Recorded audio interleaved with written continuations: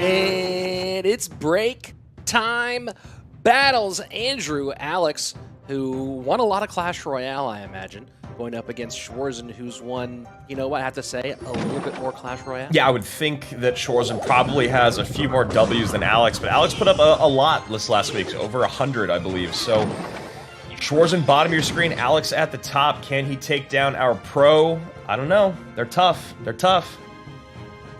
Yeah, well, you know, they've played the game a fair bit, and you know the big secret people know about the pros is thumb stretchers. Schwarzen has one of the best thumb stretching routines in all of Clash Royale, and we'll see how that pays off here against Alex, who looks like he might be running Royal Giant. Yeah, those dexterous digits here. Royal Giant coming down with an Ice Wizard behind Schwarzen with the Cage and Rascals. I'm thinking we might be seeing some Royal Hogs, and Royal Hogs going up against this Royal Giant with just the Goblin Cage. Not ideal. Not super ideal, but we'll see. We'll see. But that Magic Archer, oh no, go back to school and retake your 8th grade year. Schwarzen, because the geometry just a little bit off there. Although that NATO might have been a bit extra out of Alex. Yeah, I think so. I think he was looking for maybe Spear Goblins or something like that. I got my first D ever in my life on a progress report for geometry in 9th grade. It's just the only math I didn't ever get in life, Rich. I don't understand it. I got an A first semester when it was all review from algebra the year before, and then a C second semester when we actually had to work. So I know how you feel. It's part of why you and I are both casters as opposed to being mathematicians, economics people. You see how I nailed that one there for that job? I believe that is what they're called. Rascals yes, split people. In the back. Love that play. Love that play. Schwarzen just playing real chill here. Hanging out. He's got a lot of damage on the right-hand tower. I'm assuming that last card is a Lightning. It's not going to work out well for him. Oh, Royal Giant in, but Pig's opposite lane. What will Schwarzen do about the absolute cacophony of troops on the right-hand side? And now that's a much better NATO out of Alex. Yeah, better NATO. Baby Dragon, though, on that right-hand side with that Royal Giant getting a lot of damage in. Magic Archer, once again, not going to line up. Maybe he was in that class with me. Maybe he was the guy I was cheating off of. Well, that's not possible. He probably wasn't born yet. Fair enough, you know, but, you know, time travel is theoretically a possibility. And speaking of time travel, not much time left. 23 seconds in regulation for Schwarzen to get this thing back in before he falls further and further behind in a portion of the match where it feels like Alex will begin to get a bigger and bigger lead as there's more elixir flowing. Yeah, I like this deck that Alex went with. Very little risk involved. Just going to go straight up, most defensive cards in the game. Throw a Lightning in there in case there's a building. Royal Giant, because it's one of those win conditions that you don't have to think too much with. And look at this. He's dominating. Kablamo, and there you go. Rascals with a pile behind him. Split Pigs. What is it with the German players loving Royal Hogs? It really seems like there's a... It's almost like Royal Hogs are the national card of Germany. Yeah, I mean, I don't know. Maybe they just enjoy the ability to split that win condition so much, man. 3-1, 2-2, 4-0. You know what I'm saying? I wonder if Royal Hogs sounds really cool in German. Like if whatever the term for it in German is like really awesome. You mean like when we found out Dandelion actually means murderer of all? Yes, that was one of those ones where we're like, wow, that name is a lot more intimidating than we had first expected, but huge change. You know, I think Blizzard was not quite the rebrand he should have gone for. Here we go, Royal Giant right-hand side. Will it connect? It will not. Minute 6 left, and right now, Alex holding on to a precarious lead. Yeah, Alex has all the responses, but just not using them the way that he should. Schwarzen connecting big time right-hand side. Magic Archer completely connected. Rascals on the tower as well. Royal Hogs behind. Oh my goodness, Alex, what happened, my friend? Lordy. And here we go, 116 on the right-hand side. Fireball in. Schwarzen with a huge comeback. Andrew, I can't believe it. I mean, I might even think about signing him for the next season, but we'll see how he does here for the next break time battle.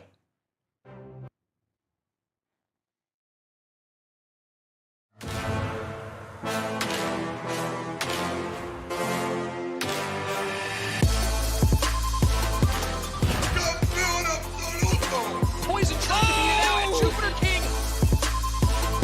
Massive for Pain Gaming. Bola de fogo da ponta do recado. Get the rest of the defense off.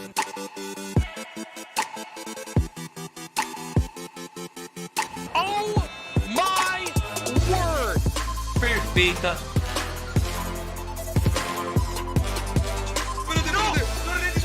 4 in a row for Team Queso.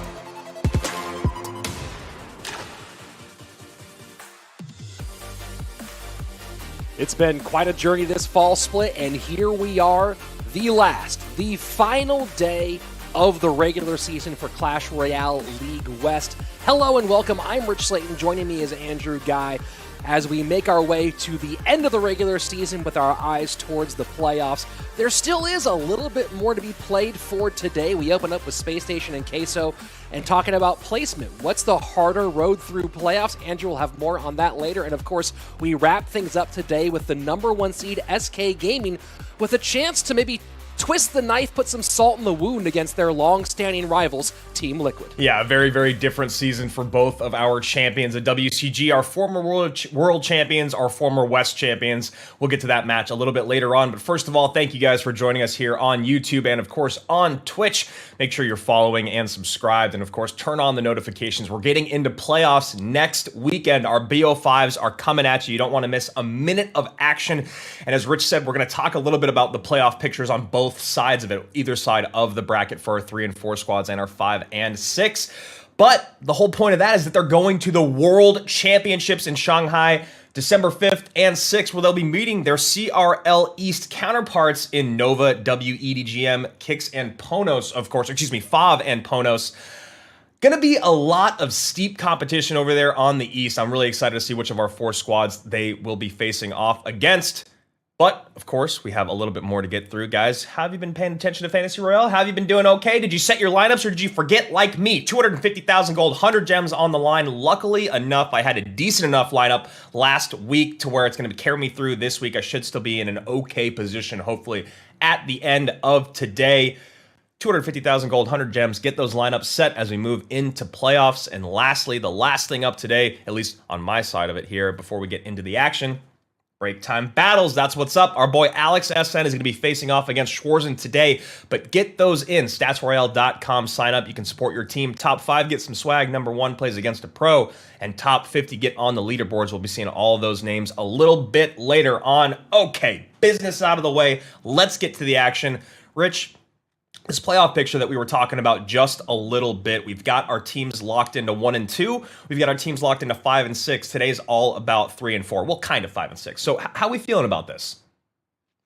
This is an interesting one, Andrew, because as we saw in the graphic yesterday, we have 2 sides of the bracket set up. And while everyone at this level is really, really dangerous, on one side you have Tribe Gaming and Cream Real Betis, and on the other you have Pain and SK. And as you were saying earlier, you kind of feel like one of those 2 is the path you'd rather take. Yeah, I mean, it just depends on how you feel your squad matches up. And like right now, personally, if I'm one of these 3 or 4 squads in Team Queso or in Space Station Gaming, and we're going to look at this week's matches to kind of talk about how we got here. If I am Team Queso, I feel like I fare better against Cream Real Betis just because of that 2v2 that Pain Gaming has put together these days. It's so strong. I'm very curious to see how Queso is going to face off in our very first match of the day, and if that's something they're going to be looking for going up against Space Station Gaming, who I feel like does have a better chance on the other side of the bracket against Pain and SK. That being said, that's our first match of the day. Second match of the day is going to be SK against Liquid. Rich, talk to us a little bit about the matches yesterday,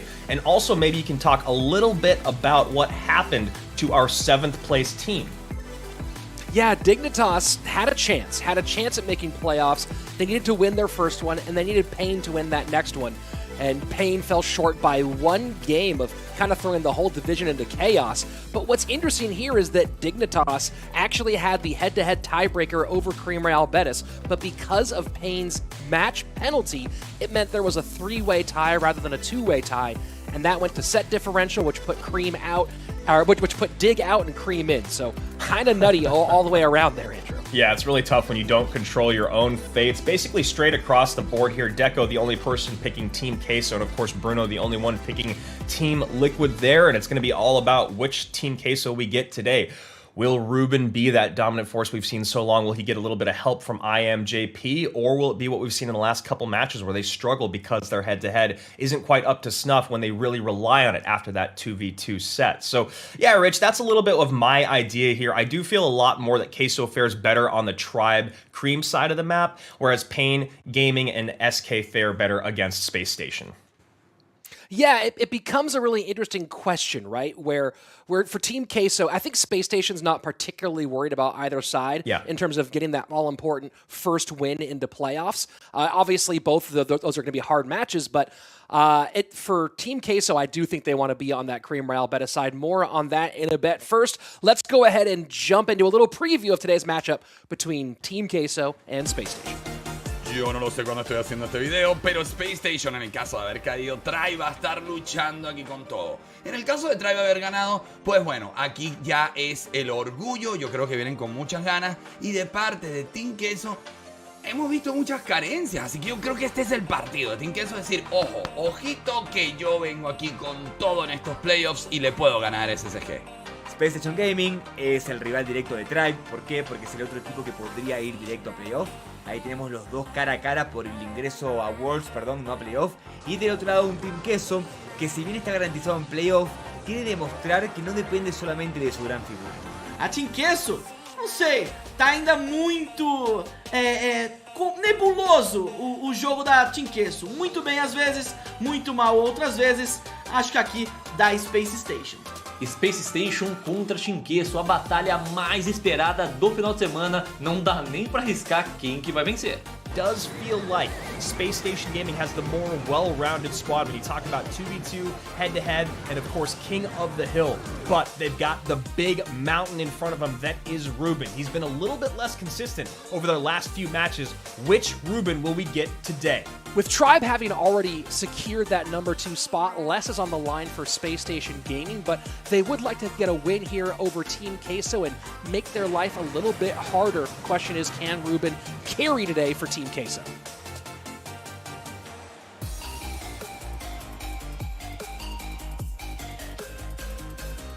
So two teams that have their playoff position secured, but as we talked about before, Andrew, there's some different fates awaiting the two of them based on today's results. Space Station Gaming at full force, starting with that third week of gameplay, AC and RF in the 2v2, alongside Lapacati and Samuel. A really powerhouse roster that it feels like will only get better in playoffs with that best-of-5 set form. Yeah, I couldn't agree more. Space Station Gaming just gets better when their eye is on the prize. The other side of it, another great squad in esports in general. Team Queso, Ruben, IMJP, Kuchiku, and Bennyhu. And like I said, I'm very curious to see where Team Queso wants to end up today and which side of the bracket. Maybe their lineups will tell us a little bit more about that. Also, it being the last day of matches and, you know, our 6 squads kind of being locked into their position, there usually is a bit of a shift. There's a little bit of a, you know, a swerve, if you will, coming up from squads on the last day. And it looks like we're going to see our first one right here. Unless I'm mistaken, that's not Benny and Coochie. That's going to be Benny and Ruben with the Banded Giant Skeleton, and then no surprise on the other side of it, AC and RF with the minor ban.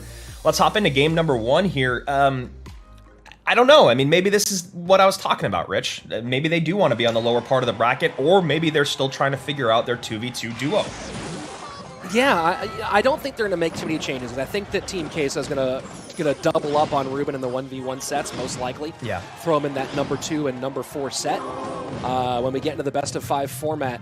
I am a little confused, though, just because Ruben's not in the team house due to some restrictions currently surrounding their city. So I'm a little surprised they're doing this one just because they're not playing side-by-side. Yeah, that is a very good point that you make. Obviously, we do know Coochie is there with Benny, but again, Team Queso, has something else in mind. It seems Fisherman going to hit those skellies instead. Nice timing there by RF and Akrab.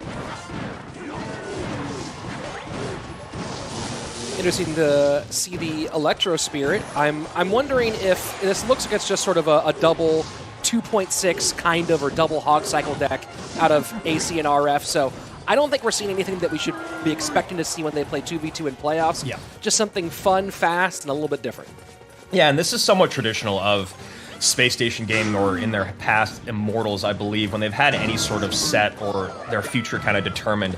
They do like to go to these fun, traditional double decks in 2v2, and as you can see right now, him and RF are running, like Rich said, some variations of 2.6.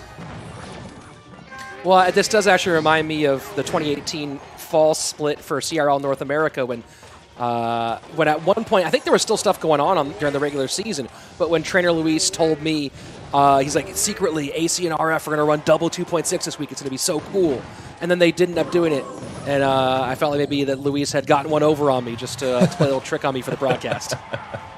Yeah, I remember that because you and I were both excited to see it. Here we go, Muskie to the right, Knight to the left. Dark Prince cycled in the back for Team Queso, and Cannon set up to help out this defense.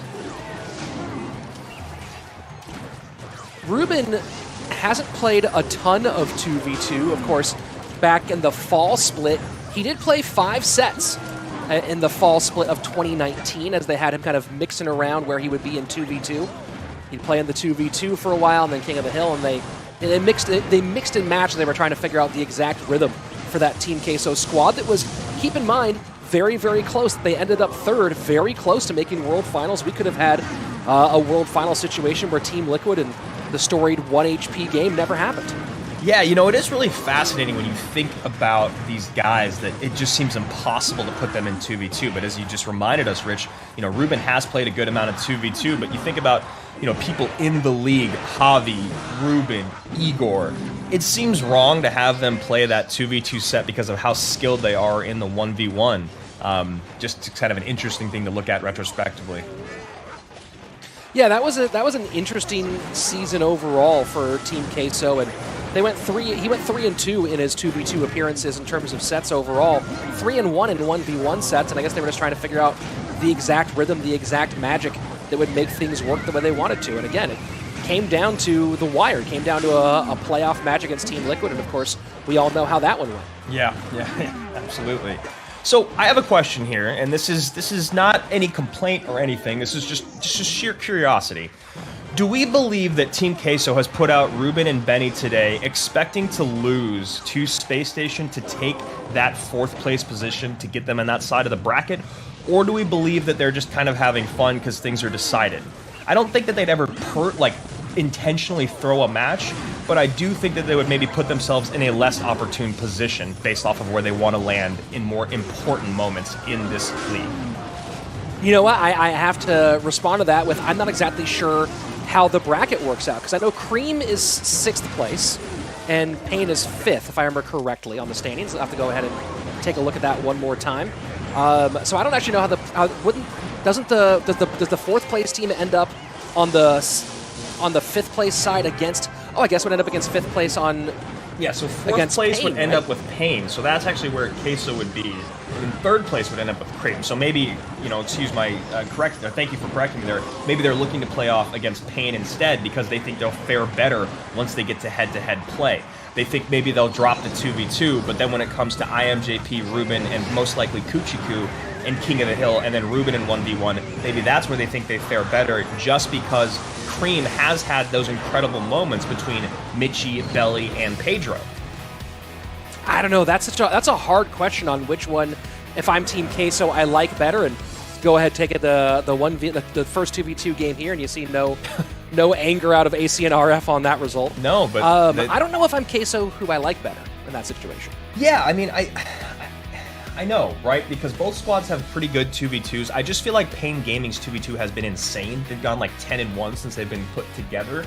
And since Kuchi and Benny have been struggling a little bit, maybe that's what they look for. Maybe they look for that opening 2v2 set that they know is already not in their favor, so maybe they go into the better 2v2 squad with that, thinking they can take the advantage when they get to head-to-head play. Yeah, that's an interesting one. I do think that the 2v2. I think that either way, it's going to be a bonus if Team Queso wins the 2v2 when they're in playoffs, no matter who they're against, Pain or against Cream. I think that both of those duos for those two respective squads have a pretty significant advantage over Benny and Kuchi based on what we've seen so far. Yeah. So then you get into the head-to-head play, and I think that on paper, in a lot of ways, I like Pain better, except for one really key issue that we've seen rear its head a couple times, and that's nerves. Oh, I thought you were going to Pain say Gaming Ruben, has- but yeah, nerves for sure. And playoffs are they're going to make that exponentially worse for Pain Gaming. Yeah, and that's where trying to figure out whether you'd rather be against Cream or be against Pain in that situation becomes kind of a toss-up in some ways.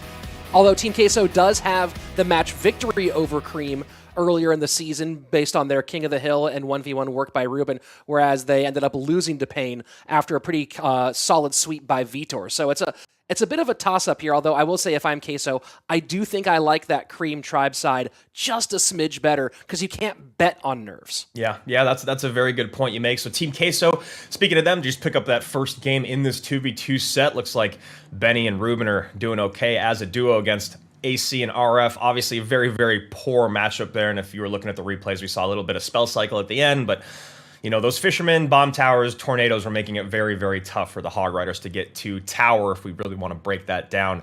Yeah, and then Space Station Gaming on the other side of it, as you were mentioning before, Rich, they feel pretty comfortable, I think, on either side. I think in their minds, they're expecting to have to face off all of the best squads. They expect to get through that first round and make it to World Finals. So for them, like you said, I think it's just about kind of having fun today and then seeing what comes after round one. Well, I think also for Space Station Gaming, let's go ahead and jump into game number 2. For Space Station, remember, they 5-1'd Pain and they 5-0'd Cream. Yeah. These are two teams that the God RF swept in King of the Hill. Two teams that they absolutely dominated. Although I think that Pain has gotten better as the season has gone on, and Cream has sort of evened out as the season has gone on, barely squeaking in there at the end. So, you know, again, I think that for Space Station, for Queso, their only concern right now is World Finals. They're not thinking about a championship. I do think that Space Station is thinking about a championship, and they would love to go down that Cream Tribe Gaming side and have another shot at SK in the finals.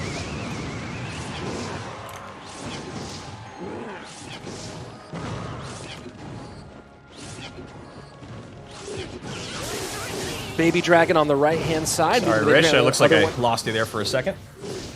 Hey, welcome back, bud. You know, the trials and tribulations of a remote broadcast. Yeah, you know, it's a real good time over here. So, I'm back. I guess I'll have to catch your thoughts on replay. Yeah, well, I mean, the basic thought that I was expressing was that I think that Space Station, Queso is really trying to focus on, they're more concerned about simply making it to World Finals, getting through that first round, whereas I think Space Station has their eyes on a repeat championship. I think that Space Station would care more about who that second round matchup potentially would be. I think that they want to go against Cream, go against Tribe, and then face SK Gaming for a rematch for that Western Championship. Agreed. I think that's actually a really solid call there. I agree that that's the better side of the bracket for them as well. And that playing SK at the very final match makes more sense. So here we go. Going for that King Tower activation. They do get it. Nice pull there from AC and RF. Yeah, it gets it done. And, you know, I just want to point out, we haven't really talked about it yet. AC and RF are running Elixir Golem Elite Barbarians double bar putt. So, you know, if you want to wonder whether or not these guys are putting out their best 2v2 decks for this one, I think the answer is in the cards. Watch them win with this deck. It would be so incredible. I mean, running Elixir Golem in 2v2 is just a mistake always. It's never a good idea to give your opponent Elixir advantage in this set, which is why it's basically never been in this set, even when it was a dominant force. Nice NATO Fireball there. Yeah. Yeah, we'll see. We'll see if this, and also, you know, the double bar putt gives so much value. There's so many things here that that you don't want to do, so it'll be amusing to see if, as you said, if they can pull it off somehow. Final 13 seconds of regulation time, and as you can see, just spell chip, chip, chip, chip, chip on the right-hand side for Ruben and Benny. Happy to take the value as it's given. And Igor cycled in the back to the left, trying to figure out where they want to give their opponent's Elixir, whether it's going to be on the left or right side. If this isn't an E-Golem, E-Barbs clone Rage deck, honestly, I'll be very disappointed with these two. I would love to see that. You see E-Barbs dropped right there in the pocket, right underneath that Mega Knight coming in, and then we see on the other side of it a Prince, E-Drag, Cannon Cart there to stop. There's the Rage, so we got one part of it, and hey, a decent little NATO Fireball action on the middle of the board, and there you go. The Electro Dragon is connecting on the left-hand side. 1985 to 14-15 as we go with the final 90 seconds. Yeah, evening things up just a little bit there. Now you see that Barb Hut cycled off to the left-hand side. Now Graveyard comes in on the right. E-Barb's there to catch that Cannon Cart. I do like seeing how much damage they do now. It is kind of crazy, and it's fun, and it's something we haven't seen. So I am at least for the time being enjoying their place in the game. Yeah, I think that's a very good way to put it, Rich. For the time being, I'm okay with what's happened. And honestly, yesterday when we were watching a little bit more serious 1v1s, we did see that those E-Barbs do a great job against Royal Giant. Yeah, they certainly do, and Royal Giant's been insanely dominant in the meta, and here we go. Now it's double Elixir Gold, and go ahead and feed that bridge battle. Yeah, that's never what you want to do. The only tank that you have is an Elixir Gold to drop up front. There's already so much DPS there. Mega Knight comes down to help out. Now the Elixir is just flowing. They have more Elixir in their hands and on the board than AC and RF. I think it's about to get real ugly here. This is the only buffet open in the world right now. It's the Elixir Golem buffet at the bridge. And look, they keep on getting back around and around and around. Here we go, 13-17. The NATO trying to stop all of that from getting on tower. I'm trying to look at the spells of Space Station Gaming. They can't win a spell race here. That's going to be it. Team Queso takes one of their few 2v2 set victories of the season. It's just like, what are we seeing here? It's just hilarious to see the Elixir Golems come down again and again and again. Massive tornado plus spells in the center, and you can see AC and RF with smiles on their face. They already know what they've got coming ahead of them. They know what they've got their eyes on the prize, and I think Benny and Ruben probably know the exact same thing. It's always fun to win a set. It's always fun to win games, but I think all of them are thinking a little bit more about next weekend.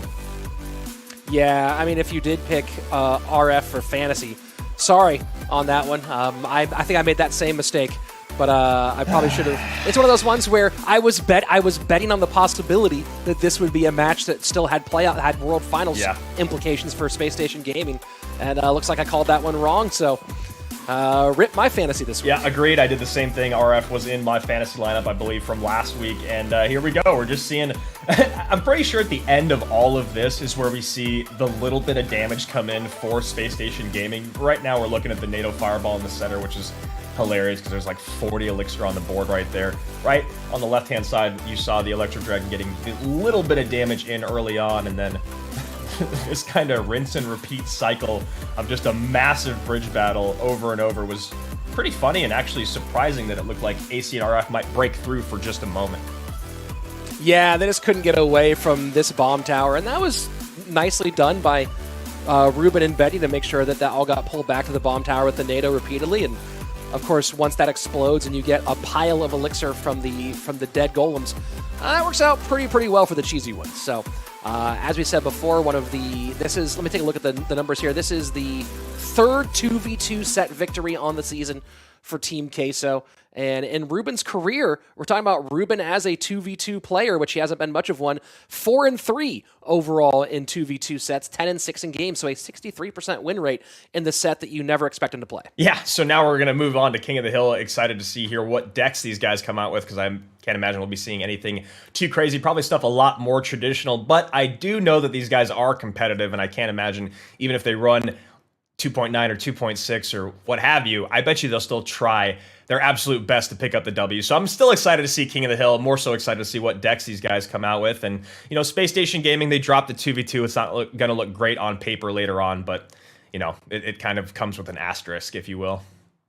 Yeah, they're not really concerned about, I guess, their overall career record keeping that I'm always leaning on. So no big worries there. My question now, Andrew, is does AC come out for the King of the Hill? Yes, dude, absolutely. AC comes out with King of the Hill, and he runs something crazy. I want to see something absolutely crazy out of Awcrab. It's one of my favorite things. Again, when they know they've locked down where they want to go down the road, he's come out and run some pretty awesome decks in his career and pretty entertaining moments.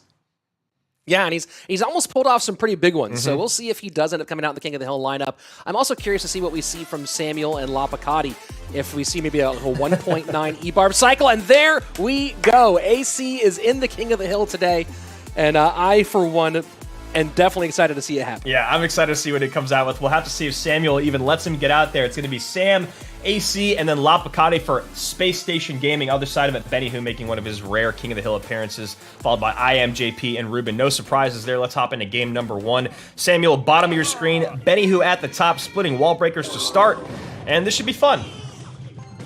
Yeah, this should be a blast, and we'll see what Samuel's going with. Something fast, fun, and looks like Benny the same direction. Might even be getting into mirror territory potentially. Yeah, we see the stressed out goblin, if you will, and yeah, looking a lot like it, Rich. And yep, the Ice Golem, single greatest card in Clash Royale history. Absolutely nothing better. I still feel like I'm a minor guy. For some reason, after all this time, I do love the minor. I understand the feeling, but just the little guy is so fun to root for. He is. And it's E-Barbs on the side of Benny Who. Samuel gives him the 10 there, and E-Barbs come out for him as well. We do have ourselves a mirror matchup, and nice Ice Golem up high. Well, this will be compelling stuff, and we'll see if one of the all-time greatest ladder players in Samuel can overcome the mirror matchup against Benny. It looks like a really nice start right there. That was a really good use of all of his elixir and spacing his units out. You can see it's going to allow Spear Goblins to connect here, and then a log should be back in hand for Samuel. Easy cleanup, and Benny took the brunt of that exchange. First 90 seconds away, 1590 remains on Benny Who's left-hand tower. Samuel's taking a bit of chip at 2290 on his left-hand side, and you know, we talk about Samuel being one of the best ladder players of all time. Personal best, 8721, 8.7K player. That is rarefied air. Yeah, that's just an incredible number. I mean, when we started casting, people hadn't even broken into the 8Ks yet. Now to hear that he's almost into the 9Ks is just... it's nutty. That's one of the things that Trainer Luis loves, are those ladder guys, and Lapo and Samuel. Well, it's an extra long season this month, so we'll see if maybe something interesting happens. Of course, the challenges of preparing for playoffs and World Finals might take away from some of that push for Samuel. Yeah, agreed. Nice dual lane pressure here. He goes E-Barbs to the right, supports the Hunter on the left with the Miner. That's what you want to do always, instead of going all in one lane, making it a lot easier for your opponent to clean up, especially with units like the Ice Golem and Hunter, which make it very easy. Pressure on the right-hand side. And E-Barbs come out. One will connect, though, and take a lot of damage out of those two elite barbarians. Oh, and that was just beautiful fireball value given to Benny Who at the top left-hand side of your screen. That's actually a move that could even this game up just a little bit. He's behind by so much in a mirror matchup. Samuel would have to make a massive mistake. Poison onto the Hunter on the left-hand side. E-Barb cycled in the back for Benny on the right-hand side. Almost feels like an E-Barb's challenge. One of those spawner challenges at this point. Ice Golem up front to help out. Going to meet E-Barbs of Samuel's on the other side, accompanied with a little bit of Ice Golem love up front. Spear Goblins behind.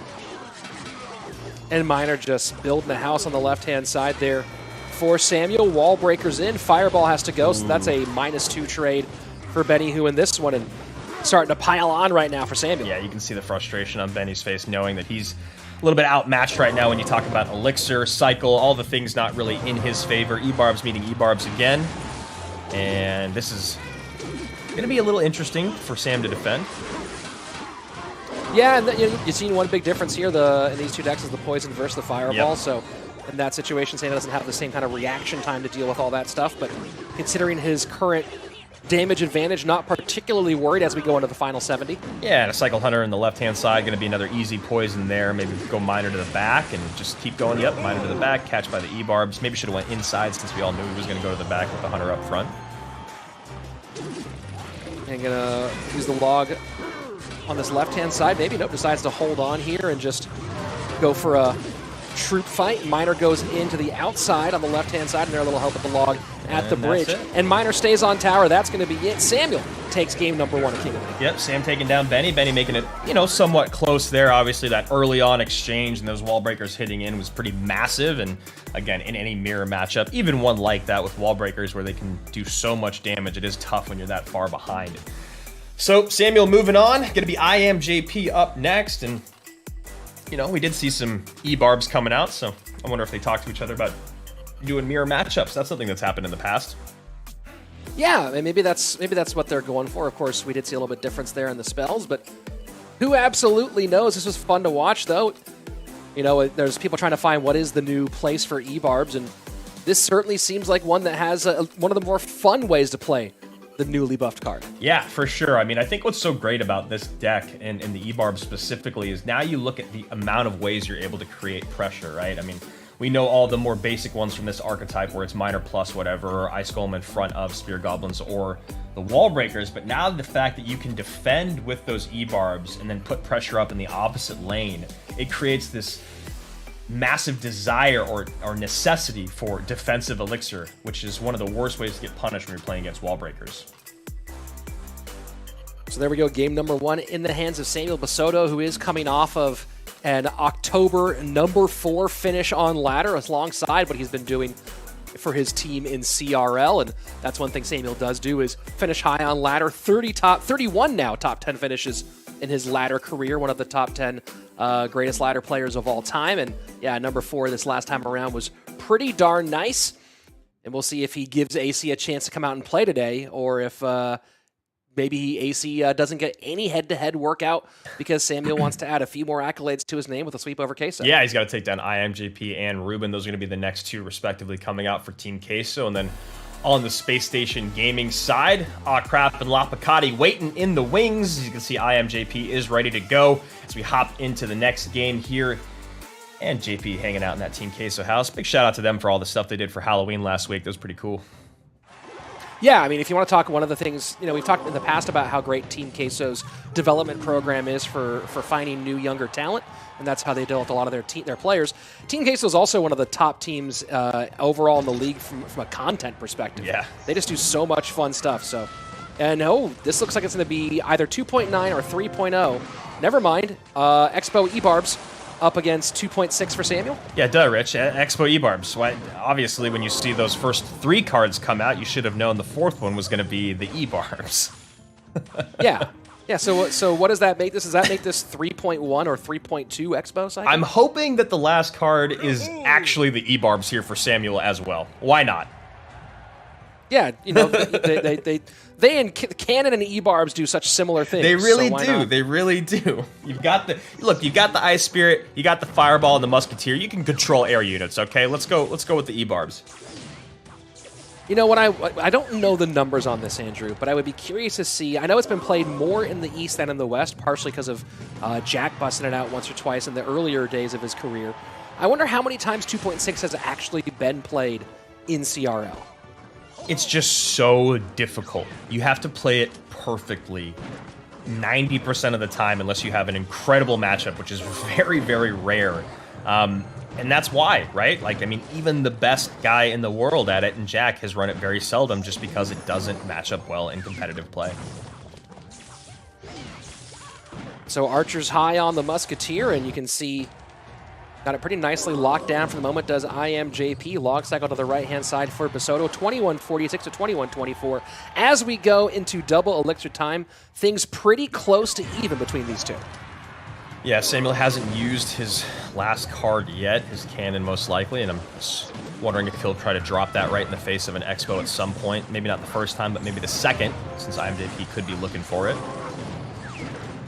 And, just keep an eye on one thing that Sam does here, and if there's anything we can take from today's matchup, look at Sam's work on protecting the Musketeer. Yeah. It's one of the basic principles of playing 2.6, but he's going to do a really, really good job of it, already has so far. So keep an eye on that as we go further and further into this game. Yeah, it's the most crucial part for Sam in this matchup because it's really his only way to get good DPS on the board. And, you know, when you've only got one unit that can do that, it's imperative that you protect it. And it's pretty, and not easy to do, but obviously this deck gives you a lot of ways to do it with very, very cheap cards to surround or reset with the log or Ice Spirits. So, yeah, if you're not a 2.6 pro, just watch the incredible plays. And also watch how IMJP goes after the Musketeer, right? That, if you talk about incredible plays, that was actually a really nice way of doing it. Hog does not get on tower, but the Ice Golem just barely does get in front of this Musketeer, second Musketeer down. And you know, to the replay booth, go ahead and pull that last sequence there, because the way that that Samuel used the Hog to defend against the archers for that Musketeer was really, really nice. Yeah, and I love what Sam's doing also. Every single time he's playing that Musketeer up just one tile too high to get fireballed. It's not a great place to be in because it puts your Musketeer in a very vulnerable spot. There it is once again. But the thing is he's so quick to react to any unit coming down to take out the Musketeer that it actually becomes a much more beneficial spot because he does not want to give that fireball value, which you saw JP went for on that last exchange. And you see the Ice Golem getting in the way of the Hog there for a minute. But now this is very crucial for Samuel. He is ahead in the spell cycle race at this very critical stage. Yeah, but the thing is that Sam now with the spell cycle, getting those fireballs out, this is what IMJP needs to do. See, he's going to start to build a city at the bridge that's going to demand a fireball either at the front end or at the back end. And then ideally, if Samuel goes for the incorrect decision, then JP can get a more effective Expo down. Keep an eye on the Hog Rider usage. Not even worried about tower damage right now. The Hog Rider, 99.9% of its use is going to get those Expos off the board and go ahead and let himself focus on other aspects. So Samuel playing a nice one here. IMJP, oh, here we go with the E-Barb to the right-hand side. Nice control there. Look at that. Ice Golem comes down just in time. Background of the Hog Rider. Finally, the cannon comes out. As I was saying, he was going to try it eventually, but he knew that IMJP would be looking for that cannon to come out in an opportune moment. So Samuel somehow still holding on here. He's got to make sure for these next few seconds gets that last fireball out. Great control there by Spacestation Gaming Samuel Basoto. Yeah, I mean, JP running a bit of a troll version with the E-Barb's Expo.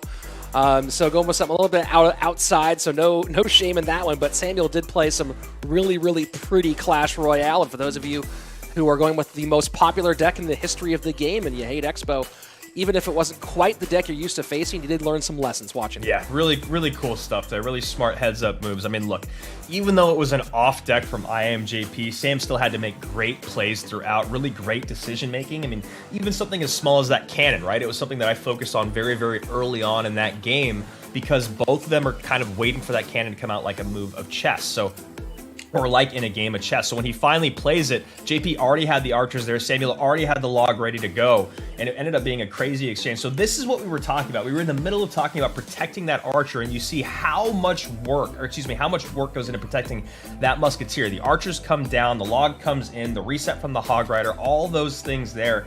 And then also you look at every time he's got that musketeer back in cycle, he gets it on the board and he plays it up high. So he's not giving fireball value to that Expo because he already recognized he was going to be in a spell cycle race. And that was the missed fireball from IMJP because Samuel kept putting him in this uncomfortable position. And that two-part sequence is what got the critical damage that locked up the win here for Samuel. So really fun work there out of the Brazilian, and you're seeing some of why he's such a well-regarded, highly regarded player overall in Clash Royale, not just in the league, but of course in his highly respected ladder play. Again, we're getting some fun stuff here on a day that doesn't have a lot of importance in terms of the playoff picture. Yeah, it's a really cool thing to get all this stuff, and it's fun to see these decks come out. And also, one of the things that you have to watch and you have to recognize with these pros is their perfect last-second timing on catching Expos. You'll see every single one of them do it. They always drop units one after the other. They never double drop on the board. It's never like, all right, I'm going to drop skeletons, and then I'll drop my knight, because when the skeletons go down, the knight will be there. No, it's skeletons down, one skeleton goes down, second skeleton goes down. What did my opponent do? Now let's drop the knight. It's an incredible game of patience and also reactiveness that you see these guys do, especially with decks like that. So now we're in a very interesting position, Andrew, where my guess is that AC is, for the only time of the season, rooting against his teammate, because would love to get a shot to come out here in King of the Hill And this is a fun look. I don't know what they're going to do. I hope that we see something fast and furious and exciting. Samuel and Ruben is one of those matchups that you want to see a best of 5, a best of 7 in. Right now, the only sad part about this is we're only going to get a best of 1. Yeah, and I'm really curious to see what kind of decks these two come out with. Again, you've seen a little bit of troll or swerve decks from everyone today, or at least Space Station Gaming going very tried and true and traditional. So here we go. Game 3, King of the Hill. It was a red team sweep in 2v2, and it's gone back towards blue here in the first 2 games at King of the Hill. And, you know, one thing about this matchup, Andrew, is that Ruben is one of the few players who can even come close to Samuel in terms of personal best on ladder. 86-15 for Ruben. So you have a lot of cups on the board today. And you see the very high skeleton cycled. I don't know if Ruben was looking for it already based off of the first card he saw from Samuel, but skeleton cycled high, Earthquake coming in. Sam kind of gives him a question mark, but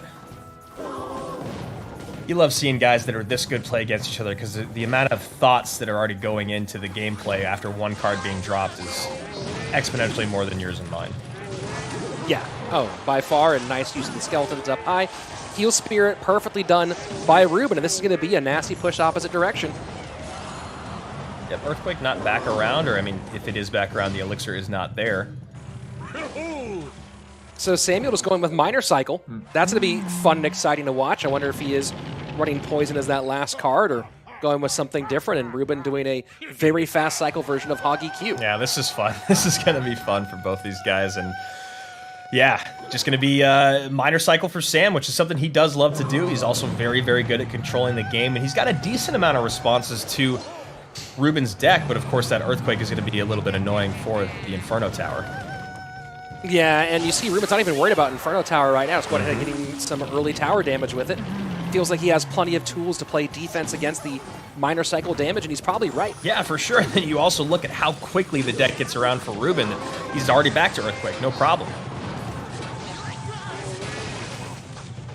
And those skeletons there were really, really nice. That wasn't even about the Miner at all. That was about the Knight and the E-Wiz. Yeah.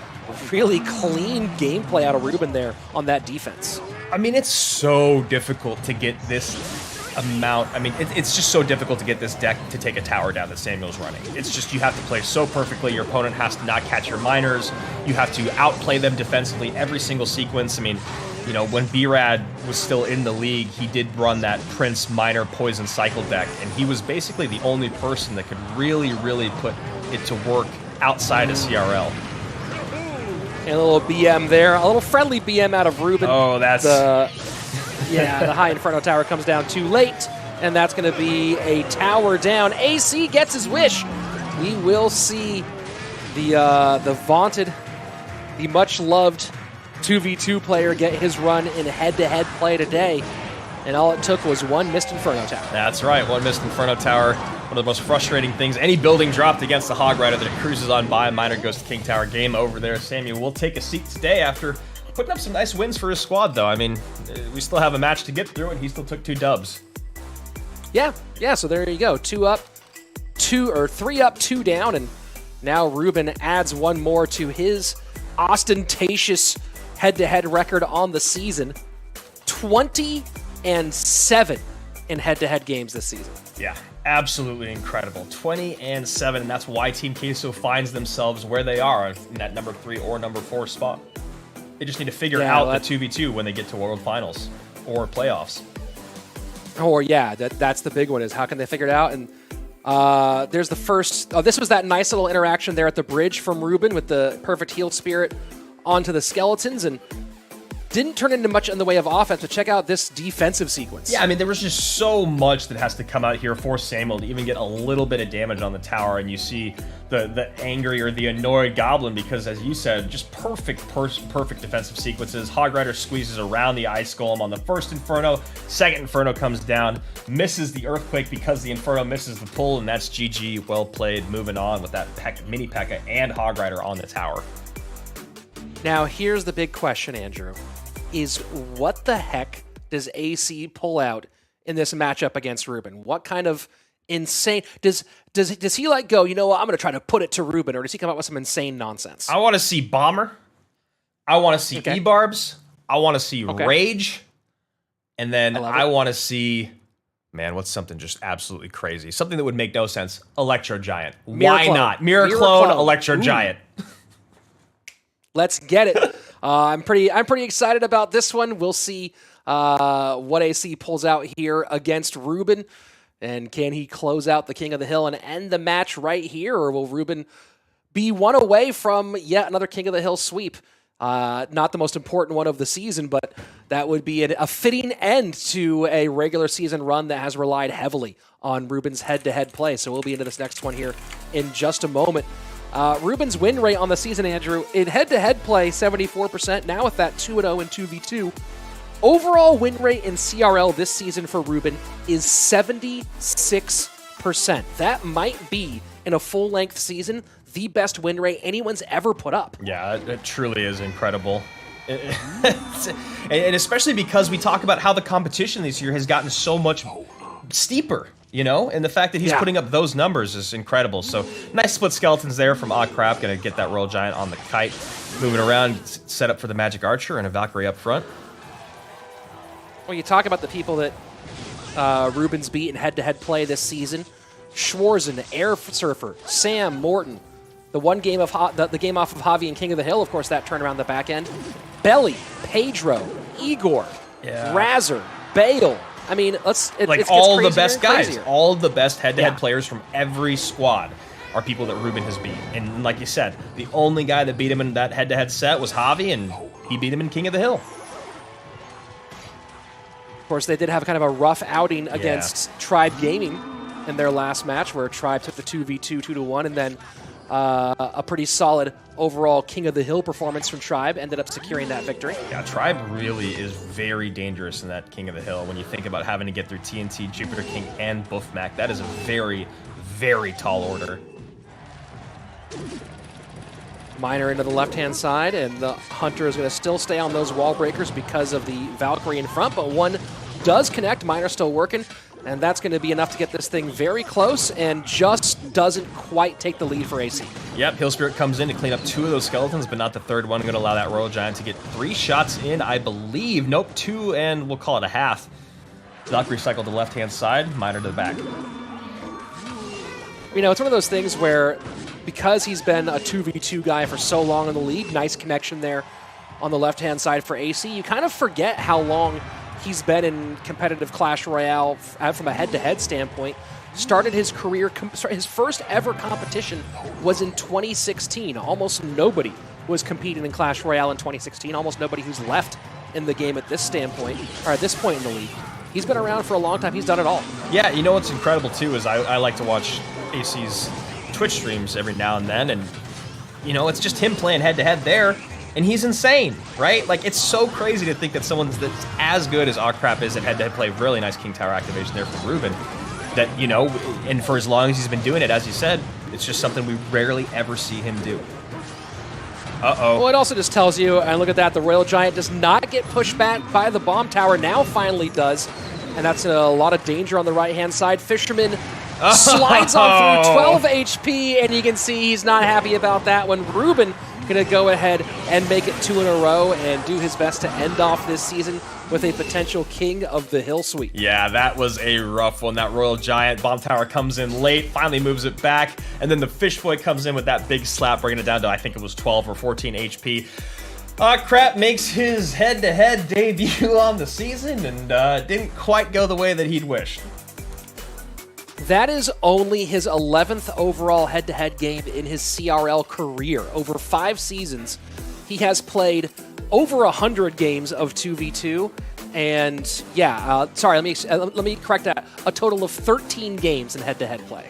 Yeah, so here we go. AC 1 up, none down, and was definitely fun to see him. I would have loved to see the Electro Giant E-Barbs deck with the Mirror Clone that we had been hoping for, but instead we saw this. That was a great King Tower activation there with the Fisherman pull on to the Magic Archer, and here we see Valkyrie up front, Royal Giant right behind. This deck cycles so quickly. Nice King Tower activation there. Fisherman pulls the Valkyrie. Second Royal Giant comes down. This is where AC is thirsting for Elixir. He's at 4, but he decides to go with the Miner first instead of the Bomb Tower. Bomb Tower comes down now.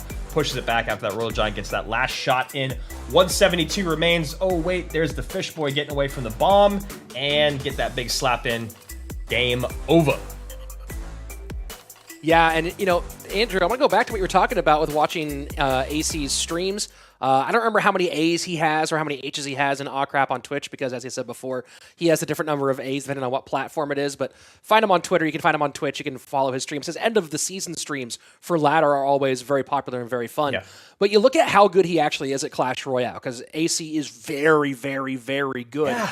And then you look at the difference between his level and the level of the top head-to-head guys in CRL, and that's where you start really seeing the levels of the game, where AC is better than the vast majority of people who've ever touched the game. And then you look at the gap between him and let's talk about the other three guys on his team in terms of 1v1 or head-to-head play, and you see you understand just how good they are by how much better they are than the guy who's great. Yeah, and you know, a big testament to AC's skill level in that 2v2 set is the fact that there are so many other great players out there that are better at head-to-head than AC, and maybe 80% as good as him at 2v2.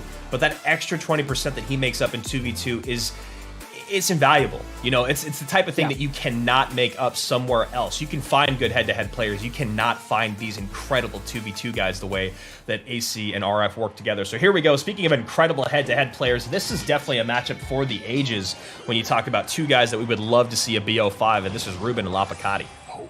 Yeah, this is going to be a fun one. I'm excited for it. And Andrew, to add one more thought to that point you just made here, it's kind of how I see the future for Pompeo, because Pompeo has shown he is a talented 2v2 player in his work with Diego B. And he's also a guy who's exceptionally good at head-to-head play, but just isn't putting it together against the best of CRL.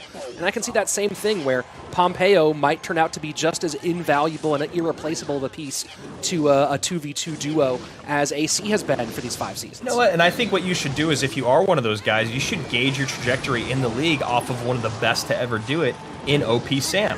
You talk about a guy that was incredible in head-to-head play and kind of got forgotten about, or has like taken seasons on and off of being excellent in head-to-head, but that whole entire time he's been consistently incredible at 2v2. So you could always pull an OP Sam, have a couple rough seasons of head-to-head, and then come out like he did this season and then dominate in King of the Hill and in 2v2. Yeah, I mean, Sam, I think one of the things that's really been interesting for Sam is how motivated you've seen him to go for top-tier ladder finishes over the course of this 2020 season. And put a lot of focus on that, and it's translated back into his head-to-head play overall in CRL. Yeah, that's a really good point you make. I mean, he's a really competitive dude, and putting in that extra work, that extra grinding, that extra time in the gym, getting those ladder plays is really paying off. Wall breakers to the right-hand side. Our arrows will take care of that. Of course, that's a -1, so Lapo's happy about it, but other than that, so far, it's a pretty significant lead for Ruben, who, as we said before, has been putting up some of those King of the Hill sweeps, has 2 so far in his career, one of them earlier this season. Yeah, it's a tough spot for Lapo to be in because as long as Ruben deals with the wall breakers on the front end, he doesn't really ever have to worry about the miner on the back end. So now what he's going to do is eat the damage on the left-hand side just to build the big Lava Hound push now that he sees that his opponent has committed Elixir to the right. That's going to be a lot more easy to manage. Wall breakers in, trying to take advantage of the distraction there, and you see the high, very quickly gone tombstone to stop the wall breakers from doing more, and now 2 magic archers on the board for Lapacati. Yeah, Lapacati doing his best he can on that right-hand side, but Ruben making the correct decision and just slow playing this down the left. He got that big, beefy Lava Hound. He's got no great single target DPS to get on top of it. Just slow burn this out. And here we go again, tombstone high, going to easily take care of this one. The geometry not quite there for the magic archer. And there you have it. You know, you want to talk about some of the all-time great seasons, and I don't know what's going to happen with Team Queso as they go into this playoff picture. They could conceivably not make the World Finals. It's a distinctive possibility. It's going to be a hard road for them. But talk about the all-time great seasons. Ruben at 77% on his win rate, 24-7. With 2 King of the Hill sweeps. This is one of the best we've ever seen. Yeah, absolutely, and that's going to do it. 2 sweeps for Team Queso with a couple blue wins in the middle, 2v2, and of course in 1v1, so maybe you had RF in for your Fantasy Royale, but if you had Ruben in, that also paid double duty because usually not seeing him in that 2v2 set, he picked up a ton of crowns for y'all today. I believe he was on my team. I hope he was. And right now we're just... I sat him. I was wondering why you were so silent there. And now you're seeing just an easy cleanup here by Ruben. He takes damage on the right, he takes damage on the left throughout the game, but he knows exactly where it's going to end, and that's going to be on that left-hand tower. And as I said early on, as long as he deals with this damage on the front end, he doesn't really have to worry about the minor on the back. So CRL West Fall will be facing off against Spacestation Gaming. And then following that, it'll be Pain Gaming, or not following that, but the other matchup will be Pain Gaming and of course Team Queso. So very interesting there. So let's take a look. I guess we already went through some of the action there. So yeah, Team Queso taking the victory, and we'll of course take a look at all the bracket stuff and break that down as we get to the end of the day. Andrew, it's one of those really crazy questions where you look at Team Queso, and given the performance of Ruben this season, it feels like they should already be in World Finals, but now we're in a situation where their World Finals berth is legitimately questionable. It's just because of the 2v2. It's so, I mean, that's why we were just talking about how important Aw Crap is. It's because of how important that set is. And, you know, we've gotten a tentative layout for our playoffs, and I don't want to get into it too deeply because we're not 100% sure that that's, you know, what that format's going to be for our BO5 and the order in which the sets come. But guess what? 2v2 is still there. It's still going to start things off, and it's still incredibly important when you talk about how those next few sets fall. So that 2v2 prowess that Aw Crap brings is exactly what Team Queso needs. If Team Queso had someone that was even as close to as good as AC in 2v2, and they worked even close to as good as AC and RF, they would be in that number 1 or number 2 spot 100%. Yeah, I mean, it's you look at the talk about a win rate, right? Ruben finishes the season at 77%, JP at 50%, Kuchiku at 35, and Benny Hu at 38. Yeah. So you're really looking at a one-man band at the moment. But we'll see if Team Queso can make some adjustments between now and the playoffs. And of course, when you get there, you do have at least one. You have the possibility of Ruben being in 3 sets when you get into that playoff picture. So that becomes compelling stuff for Team Queso. Yeah, 100%. And speaking of compelling stuff, we got a matchup of our previous teams, our champions of the West, SK and Team Liquid. After a miraculous, stupendous, almost, you might say, heaven-like comeback from Schwarzen in game number 1, Andrew. We're going to game number 2, and we could be just running it straight back. Yeah, maybe. I'm rooting for Alex this time, though, around. Our names both start with A. I believe in him. He's switching it up with the Firecracker. And he's still going Royal Giant, though, but he's just made a few changes. Well, Alex is my middle name, Alexander, to be more precise. So, you know what? Let's both root for the guy who's got some sort of connection to our names. I like it. I like it. Let's go, Alex Schwarzen.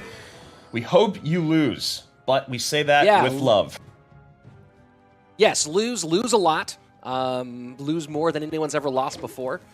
And give Alex a big-time dub here, although minor wall breakers in the hands of Schwarzen could be difficult. Will that wall breaker get there? No, because tornadoes stop that. Yeah, that is real tough there. And we see Cycled and Ice Golem in the back here. Just going to go Ice Wiz at the top to meet him. And Alex probably just going to hang out for most of this single elixir, knowing that he has wall breakers and a minor to worry about, and he's got that big, heavy Royal Giant. Poison to the left-hand side, and you know, Andrew, I mentioned it once or twice on broadcast, but I'll mention it again right now. If anybody ever wants to know what's my favorite card, you're going to see it die right there. The Tiny Snowman, the Ice Golem. My favorite, without question, card in Clash Royale. It is a very, very good card. Miner into the tower, hits the Ice Wizard instead. Ice Wizard catches it. Nice catch there with Alex.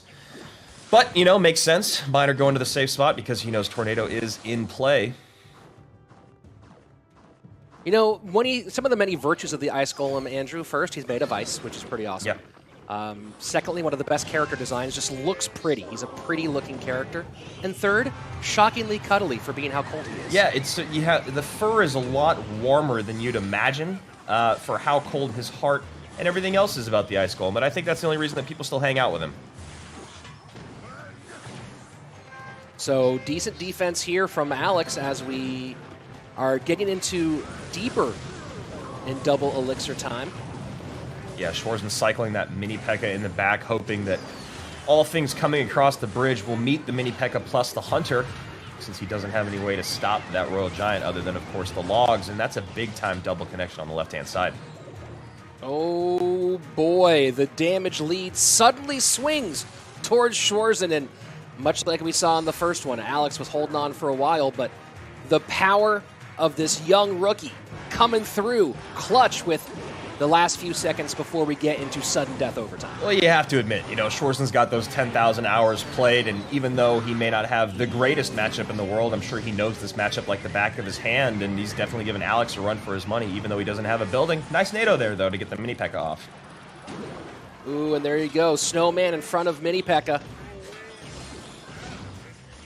Miner working away on that tower, just hanging out. Everything stopped up front, but the Miner's still doing his work.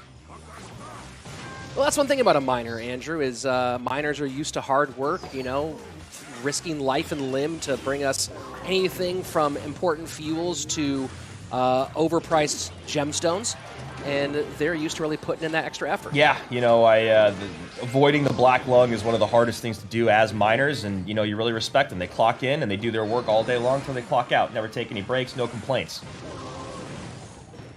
And no free pancakes, as you just saw there. So 388, it's feeling like Schwarzen has this one within his sights, but one more good defense going to be needed here. Yeah, there's the log perfectly in time. Mini P.E.K.K.A can come in. Royal Giant going to get a shot along with that Earthquake, and Schwarzen just going to end this one. He's going to cycle that poison first and then send in his miner late. Beautiful, beautiful plays, and that's why he's a pro. Schwarzen with the single biggest victory of his career. We'll see you back here with more Clash Royale League soon.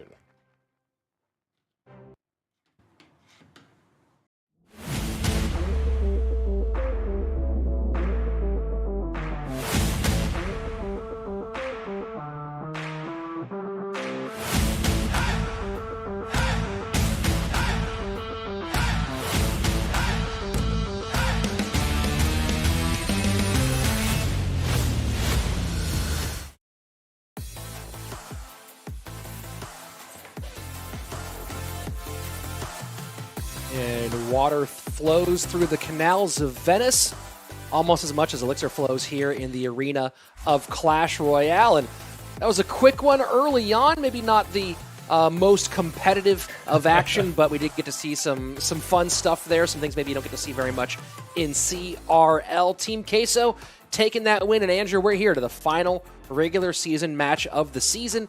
One that, like I said, I think I've said this before, but when you make the schedule beginning of the year, you go, this will be so awesome to have this matchup finish things off.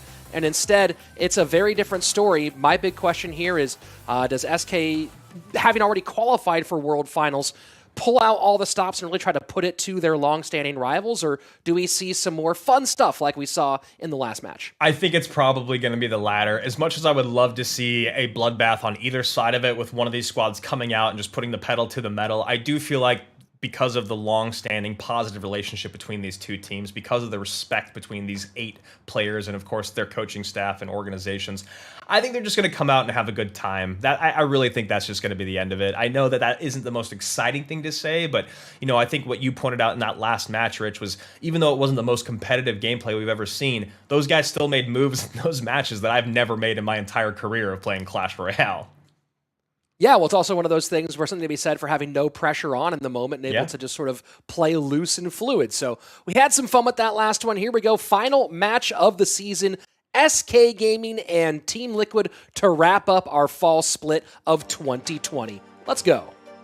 SK Gaming will be facing off against Team Liquid for what should be a pretty fun exhibition match. If you asked anyone last December what match you'd want to have wrap up the fall season, it would be SK Gaming and Team Liquid. One of the best matches ever in CRL history took place at World Finals in 2019. Here today, it's SK Gaming having already qualified, Team Liquid already out. Not a lot on the line between two storied rivals. Aquí no hay mucho que decir. SK, el primer puesto, así pierdan. Tenemos la capacidad, pero tuvimos una mala temporada. O sencillamente SK les va a decir, no, cierro con otra victoria y terminamos de pisotear aquí a los chicos de Team Liquid. Lo vemos en breve. El partido entre el mejor equipo del momento, el top 1, contra el que debería haber sido el top 1. Contra el que debería o pensábamos todos que iba a ser el gran candidato y por supuesto no lo fue al fondo de la tabla. contra Team Liquid. E Team Liquid, o último jogo da fase classificatória, vai guardar aí provavelmente o confronto do primeiro lugar contra um dos últimos aí. Com certeza vai ser complicado a Team Liquid ganhar. Ah, Brunão, tem como conseguir vitória? Não tem. Não tem, eu acho que fica muito difícil. Final de uma CRL West passada. Nesse momento, a SK tá muito melhor.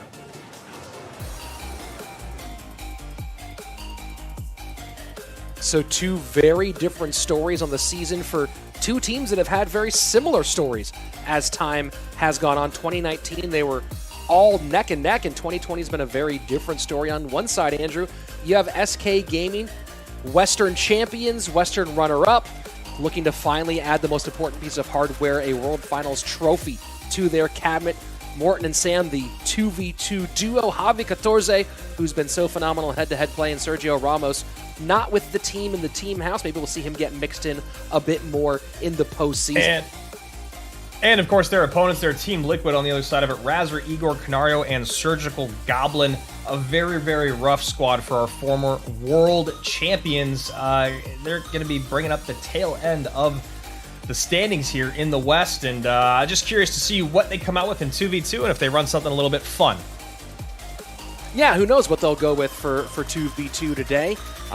Very curious. It's so hard to go back and figure out all the different pieces of math, and that made things difficult. And hey, going back to the classic, Canario and Surgical Goblin, who might be one of the more successful 2v2 duos that this team has ever run. Andrew, I gotta wonder how much of this is, burnout after pushing so hard to win World Finals, and how much of this is having 4 players in different countries in 3 different time zones, unable to really ever come together as a team this season. Yeah, it's so hard to speculate, as we hop into game number 1 here. There's just so much talent on their roster.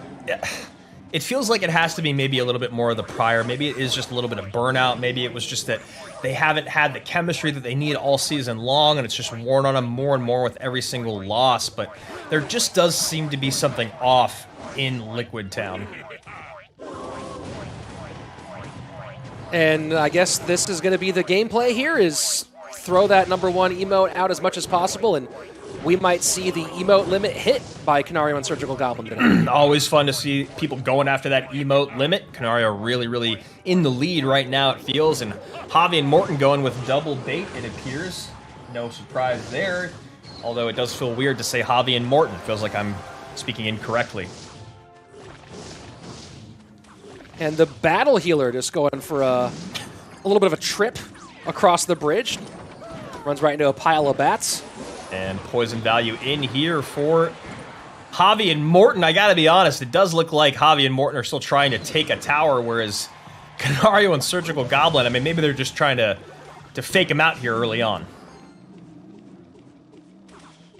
Yeah, we'll see what the game plan is for Canario and Surgical Goblin, who, again, as a team, as a duo, had some pretty solid success. Of course, there was that 5-set run they put together on the way to their Western Championship in the spring of 2019.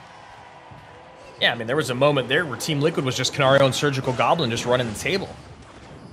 I think it was either 4 or 5 matches in a row where it was just the 2 of them to win the entire match. Yeah, Diego B and Igor not even used because they had done so much work in the 2v2 and then turned it around and done it again or repeated it in the King of the Hill. A very, very different season thus far, and they're just gonna have to look forward to 2021. I want to talk about distance traveled, Andrew. Igor, no, Buffmac was still on Team Liquid the last time that we saw these 2 guys come in, I believe, together in 2v2. So talk about the distance traveled for these squads. Yeah, you almost forget that Buffmac was a part of Team Liquid for 2 seasons. Yeah.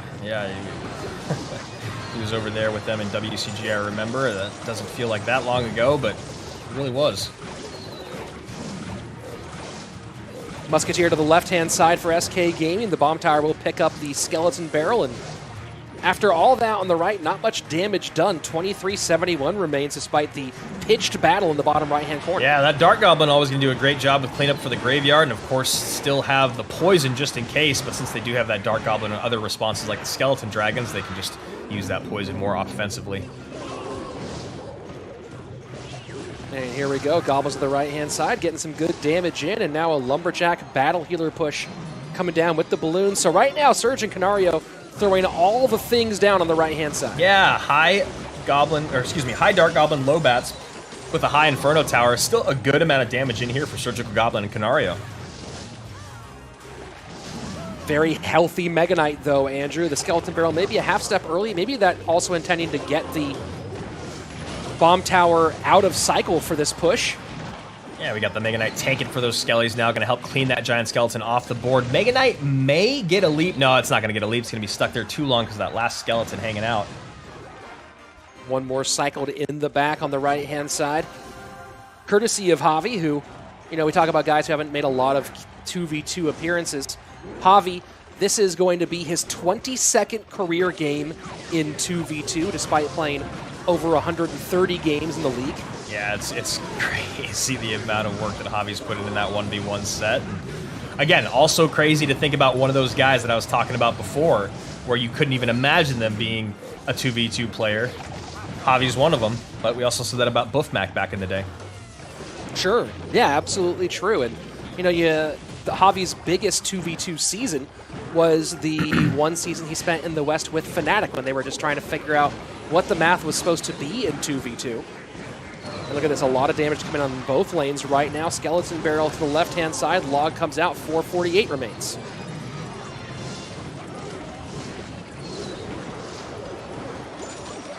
And look at that, the freeze not getting the Mega Knight here. So brutal. Balloon not going to connect. And a bunch of thanks coming out from Morten. Wow, that's quite a pile of thanks there from the German. Yeah, Morten dropping in, getting into that BM game just a little bit. I'm sure it's just all in good fun. Javi smiles on his face. Javi just loves winning. Doesn't matter what set he's in, doesn't matter who he's with, doesn't matter if he's supposed to be trying or not. Javi just loves winning. You know, I'm also trying to figure out where Javi's playing from. It looks like he's still in the facility, but maybe playing from his bedroom rather than playing from a seat next to Morten there. Yeah, I wonder if it's the type of thing where they like to do the whole drag and drop or watch each other's interaction as opposed to sitting next to one another. It doesn't seem like that would be the ideal thing to do when you're in the opportunity to be in the same house, but here we go. Easy defense. Mega Knight on the back end. Inferno up front. The Mist Freeze on top of that Mega Knight makes it a lot harder. The Cycle Dark Goblin far off to the left makes it not easy to spell out. And then you see there all the thanks coming in for Morten. Call it a GG. Well played. And, you know, let's be honest. They did stop Morten from getting a world championship last year. Yeah, very true. They stopped him by not that much, if I recall. Yeah. It was a fairly close one there at the end. So, you know, Morten does have a long road, and, you know, you talk about that road, Andrew. Morten, other than the CRL West Championship in the fall, which was a good championship, of course, they were playing against a Team Liquid that at that point had qualified for Worlds and was kind of spent at that point. Other than that, Morten has been a lot of seasons where he's been so close. Right, you have their push in EU where they came second to Team Queso. You have that spring split with Team Liquid. You have World Finals. So close so many times.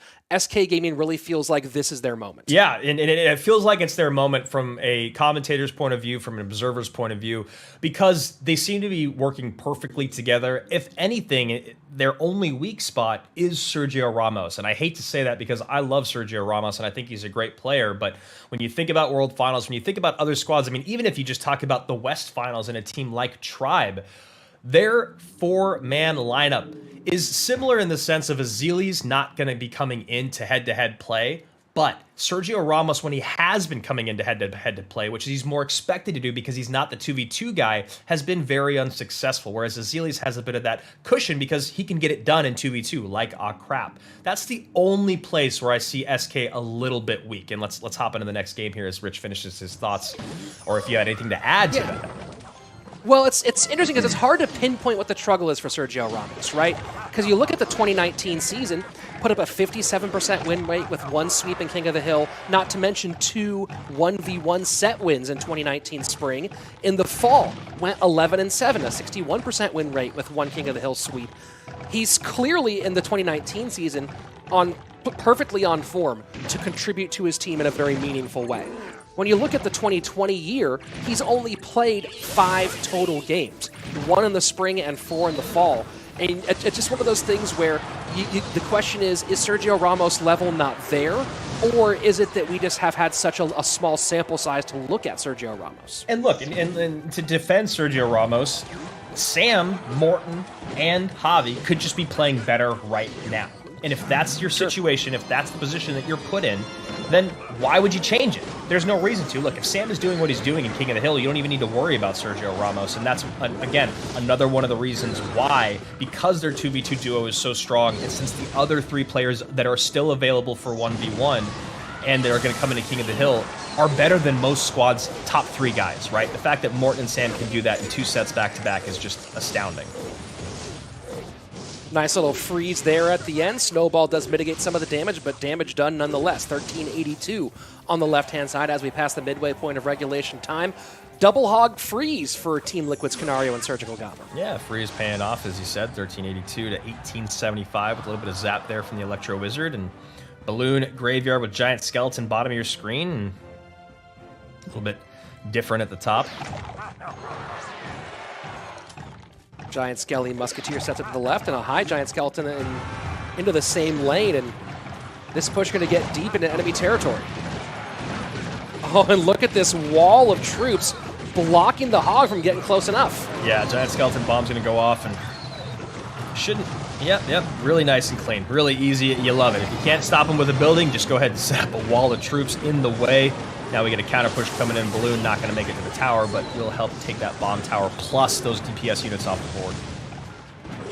Clash Royale turns into rugby for a moment, and after that, scrum breaks open. It is SK Gaming clawing back into the game, putting some good damage on that left-hand side. 1674, so only behind by a little over 350 are the German leaders. Well, I guess never mind. Yeah, I know. I'm so used to just being Sam and Morten. So here we go, Giant Skeleton cycled once again. Hog Rider coming in, looking for that Goblin Cage. There it is up high, and Earthquake going to do good work against that. Hog Rider still untouched, but as you said, Rich, that body blockage of the Giant Skeleton has proved to be very difficult for Team Liquid to get on through. Yeah, they're still doing a good job of getting spell damage in. You see that they're cycling the Earthquake and the Log onto tower, so they're happy to let this become a scrum there as long as they can keep on breaking through with spell damage. Yeah, and the Giant Skeletons have just been very, very tough for SK Gaming, trying to get any sort of counter push coming through to protect their Balloon, maybe needing to find an opportunity to go to the opposite lane, but it is very, very tough with how quickly this deck of Canario and Surge puts pressure on.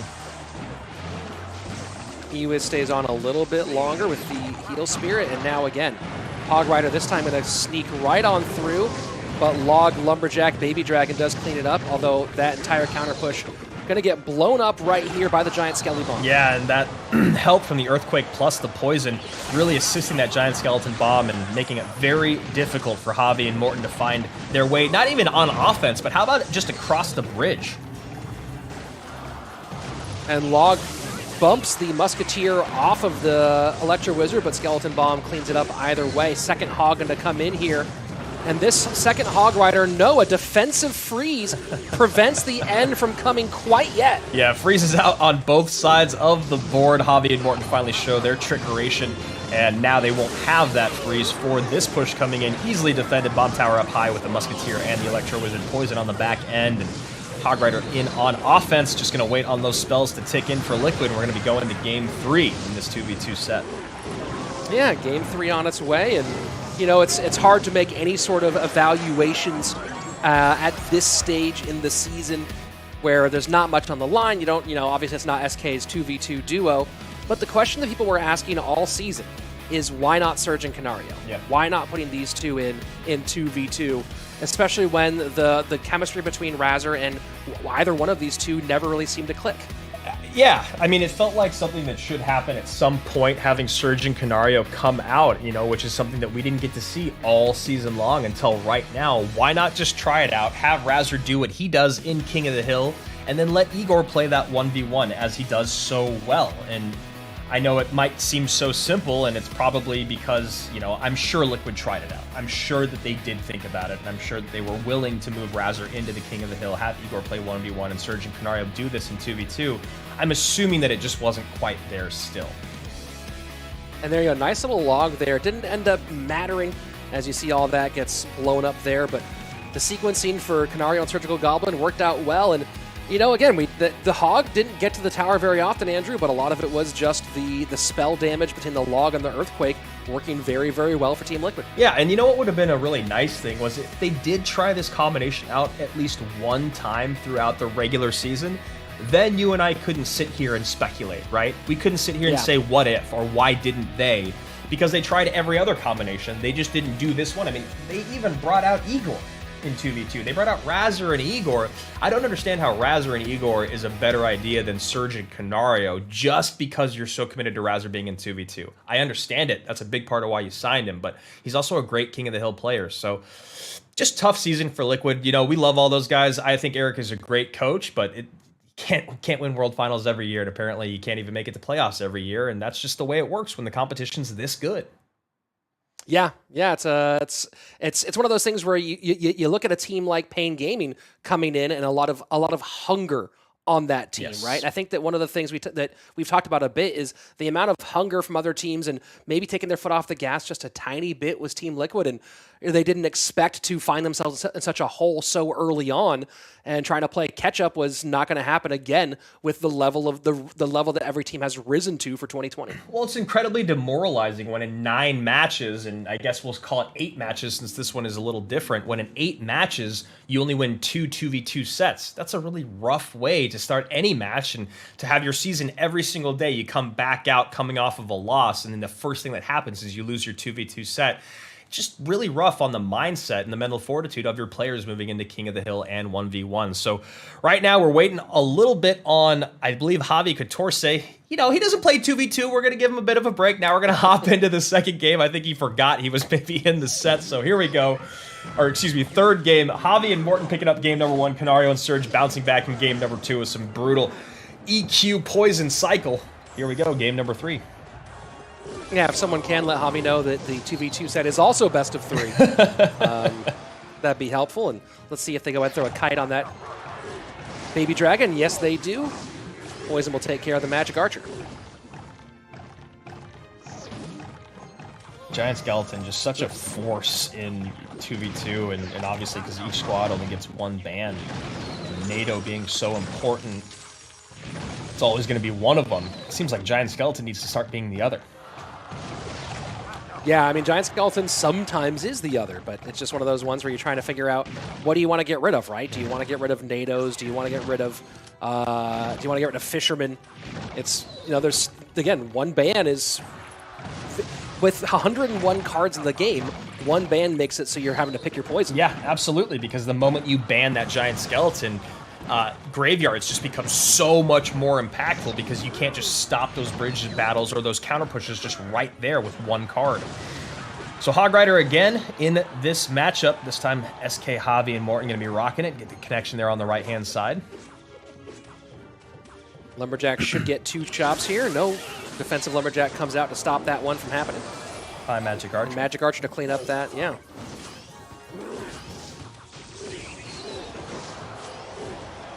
And you look at the slight elixir advantage here, Andrew, and a lot of that was the work that was done with the defensive freeze earlier on, where Surge and Canario wanted to stick that whole entire push right next to the bomb tower death bomb. But it did put them in a bit of a hole that they've still been fighting through as we get into the final minute of regulation. Yeah, absolutely, and that's one of the brutal things about 2v2 is you make a play like that early on and you end up paying for it for the entirety of single elixir, so playing very, very passive for the rest of it, or playing defense for the rest of it. Now you see him going back on offense here in double. SK just having the hardest time, and this time much easier, but the Hog Riders just getting stuck with all the Giant Skeleton body blocking, whether it's theirs or their opponents at the river. Final 30 seconds of regulation play, and again you see Javi and Morten kind of leaking a bit because they're getting up to the top of their elixir pool. Getting a lot on the board, but still trying to find some way to break on through. The left-hand side does get a connection there. Canario and Surgical Goblin take the lead, 1994 to 2086. The Giant Skeleton cycled in the back. Javi and Morten figuring out what to do with that extra elixir. And now we see Earthquake coming in on the left-hand side, slowing that Musketeer down, allowing that Hog Rider to get a hit. Surgical Goblin and Canario move farther into the lead. And the second defensive freeze of the game for Surge and Canario. They're at the bridge. Lumberjack doesn't quite get there very, very quickly, but stops a lot of it. Look at this. The Hog Rider on the left-hand side calls out an offensive freeze for SKT Oh, that's Gaming, it right there. and that's gonna be it. And look at that, Morten dropping out all the thanks again. I do feel that he's got a little bit of a chip on his shoulder after what happened last year, and how could you not? 1 HP, how could you let it go? And even speaking to Morten, he was saying to me that it actually felt like his fans, coaches, friends, family took that loss worse than he was. He was ready to start grinding again the next day, but you know, seeing now him putting a little bit of BM out there against their rivals in Team Liquid, it does feel like Morten just has a slight chip on his shoulder still. Yeah, you might be right there, Andrew, and understandable why. That's one of the, actually, you know, you bring that up, that other people took it maybe more harder than he did. And that's one of the things that we've talked about a lot with Morten is the mental fortitude as a player that's really carried him. You know, there's not many players who performed at this level for this long, and I'm talking about 5 seasons performing at this level for this long. Yeah, 5 seasons with never getting that crown, right? Never actually getting to that world championship, never getting to hoist that trophy. So that's another reason why it's been easy for SK to stay hungry. Now, what happens if they win a world title? Do they come around and struggle next season? You know, we'll have to find out. A lot to be told there. But yes, Morten, that's all he cares about. That's all he wants. And I think until then, we're going to see that hunger stay alive. When you talk about mental fortitude, Andrew, same thing for his teammate here in this 2v2, Javi Catorze, who has been through. There's few people who have tasted it the way that he has, because you talk about people who've come close to the end, the World Finals. You have World Finals 2018, making it to the actual final match against Nova, and coming very, very close. You had the same thing in 2019. With, you know, a lot of people thought that whoever won that semifinal was going to be the eventual champion, and it turned out to be true in that case. Javi Catorze is a guy who's come close and close and close, but somehow has not lost that fire. It's made it burn even brighter for him. Yeah, and what an incredible Cinderella story that was with him and Vivo Keed, and what his 2v2 duo did out there that day was something unprecedented. No one thought that Gabo and Kiki were actually going to be able to pull that off. And then you saw what Javi did with the amount of matches played. I mean, what was so incredible about that was that it was still against someone in LCOP that is the only other person that's put up that many head-to-head games. So while it was brutal for Javi, it still was very poetic for Nova to hoist that trophy. But yeah, Rich, I still remember that moment. I still remember that moment on stage. I remember him standing up there as the lights went down on him and the lights went up on Nova. And I can't imagine Javi's forgotten that moment either. No, so I'm excited to see what he does on the back end of this one. You mentioned Elsiop, Andrew. I mean, that's one of those guys. The GOAT conversation on the Western side has its discussion, but you know, you talk about overall throughout CRL around the world. Elsiop is going to be making his 3rd consecutive appearance at CRL World Finals as someone who has continued to be a clutch player, even into what some would call it the twilight years of his Clash Royale career. Yeah, exactly. And I'm so glad that you mentioned that, because it almost feels like people have forgotten about how great Elsiop can be until all of a sudden you're like, oh yeah, they're in the playoffs again. Oh yeah, they're at World Finals again. Oh yeah, they're hoisting the trophy again. Elsiop is just incredibly, incredibly consistent. So here we go, Razor and Sergio Ramos, and you know, this is more so what I'd hope to see out of Liquid is the lineup we're seeing so far. Surge and Canario come out in 2v2. Razor leads off King of the Hill, and you know, Igor does the 1v1. Fisherman in response to the battle ram. Curious to see what version of Bridge Spam Sergio Ramos is going with. And looking like it might just be Pekka Iwa's Bridge Spam, potentially. I would love to see Sergio Ramos get a King of the Hill sweep right now. I would love to see that for him and for his squad and his confidence moving into playoffs. Even if he doesn't end up going into one of those 1v1 sets, you imagine he will still be seen in head-to-head. So, color me wrong here, Andrew. I think it's going to be Pekka for Razor and the most likely the E-Barbs. No big spell bridge spam deck here for Sergio Ramos. Yeah, it is looking like that so far, and that Fisherman will help out a little bit. That Fisherman-Pekka combination is going to help maybe control the bridge spam that comes in, especially with these E-Barbs. And a good protection there on the cannon cart from Sergio Ramos. A lot going to come across the bridge right now. And that Fisherman's going to go ahead and take the wheels off the cannon cart. Very important Fisherman for Razor. Yeah, really nice high Fisherman there. Ebarb gets one connection on the left-hand side, but now has to eat the Battle Ram on the right. Going to meet it with his Baby Dragon here, and still behind Elixir. Obviously, that Baby Dragon is on the board, but maybe Sergio can turn that into offense. No, decides to just clean it up even here with the Magic Archer. Sergio Ramos, King of the Hill career, 20 and 17 with 2 sweeps, 54% win rate in this set. Razor, on the other hand, people forget about this, 56% win rate in King of the Hill, 4 career sweeps in the King of the Hill set, 2 in his first season with Complexity, and 2 in his second season with Complexity. So you call it, Rich. Bottom of your screen there, you can see the only spells he has is a Heal Spirit and the Barb Barrel. Otherwise, it's going to be all a bunch of bridge battles and bridge spam. However, that P.E.K.K.A. Fisherman combination makes it a little bit more difficult for those E-Barbs, Cannon Cart to have, and the Battle Ram to have as much effect. And that's actually going to work out nicely for Sergio Ramos, letting the one Barbarian get on tower on the left-hand side. So Fisherman gets distracted as that cannon, or as the Battle Ram does go down. And there you see what we once did as the, I can't remember what the name of the segment was, Andrew, but we did a whole segment for the combination of Mama P.E.K.K.A. and Fisherman. What was that? Dynamic duos. That's what it was. Dynamic duos. And it's a great dynamic duo, honestly. I mean, especially with the meta right now, this deck that Sergio is running, that P.E.K.K.A. is just brutal for all of those cards. And then you couple it with the Fisherman, it makes the Bandit that much less impactful. And being able to get the Hunter, the highest DPS card, out of the P.E.K.K.A.'s face. All things working out well for Razor here. Yeah, Sergio Ramos is trying to hold on best he can, but best ain't going to be enough. And there you go, Razor takes the first game of King of the Hill. Yeah, and you can see that Sergio Ramos is still frustrated, right? He knows that he's got playoffs coming up. He knows he has World Finals coming up, and it's got to be incredibly frustrating for him that he just can't seem to put it together. And I think the biggest thing with Sergio is he needs to slow down his gameplay a little bit. He seems to be going for stuff too early on, things that are too aggressive. He needs to give a little bit more respect to his opponents and slow build things from the back or find openings, not try to create them.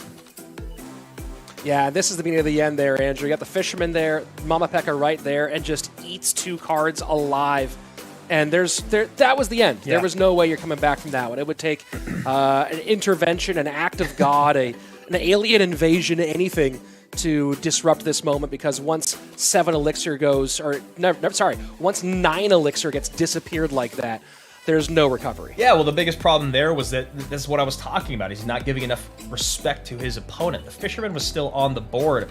Sergio didn't think that Razor would double down and get that P.E.K.K.A. in front to continue his push. And, you know, with the Elixir in hand and thinking about the cycle, that's something that Sergio should have been expecting. He should have been expecting that if Razor wanted to, he could go hyper-aggressive and drop that P.E.K.K.A. up front. That's exactly what he did. And as you said, that was the moment he lost the game.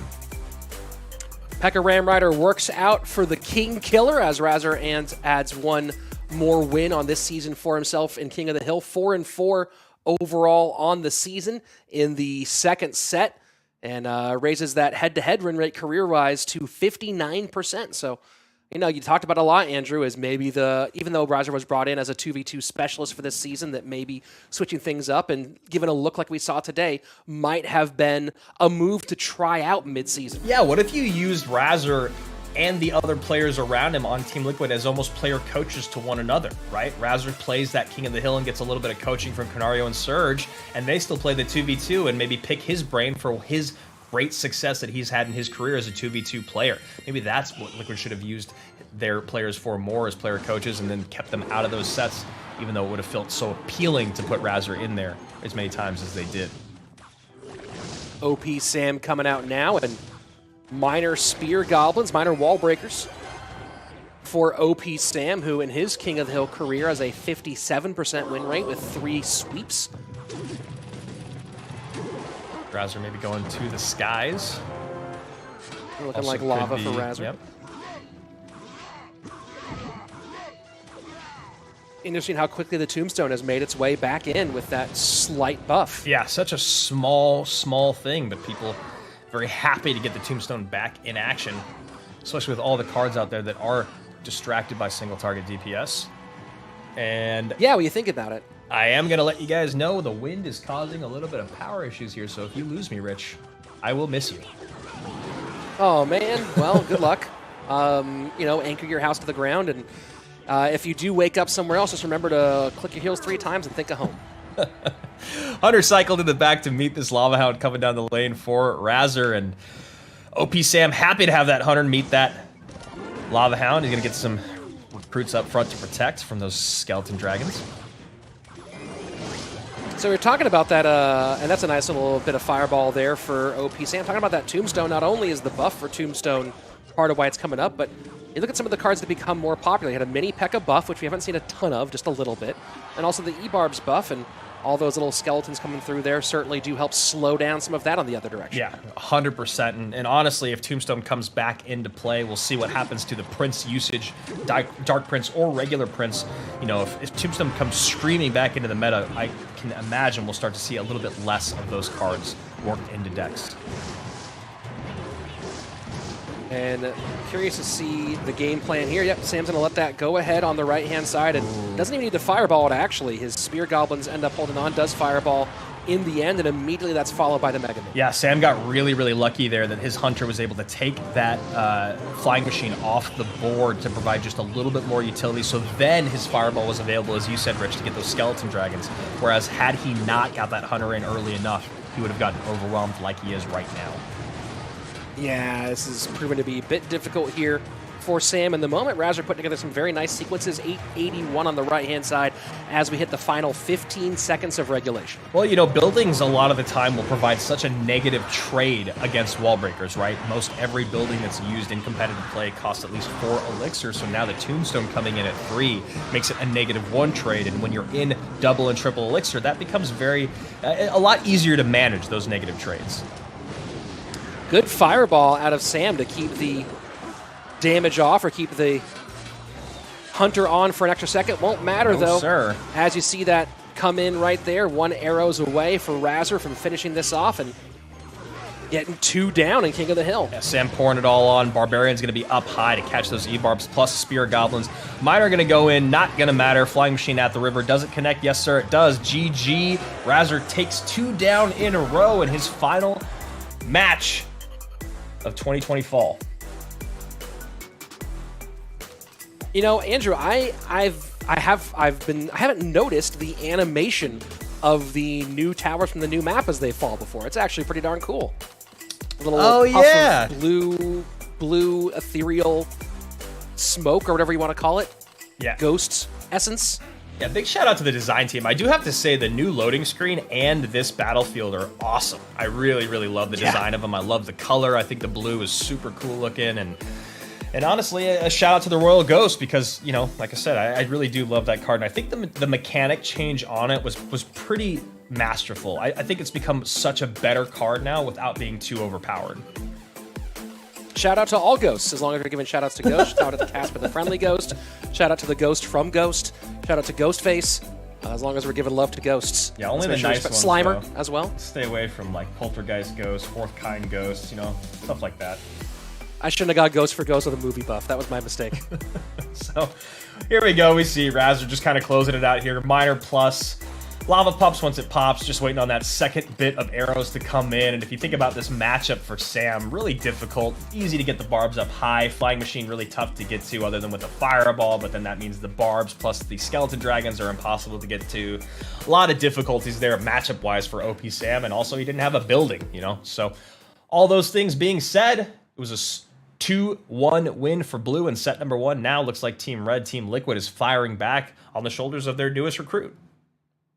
Yeah, I mean, this is kind of what you expected from Razor, was some high octane King of the Hill performances.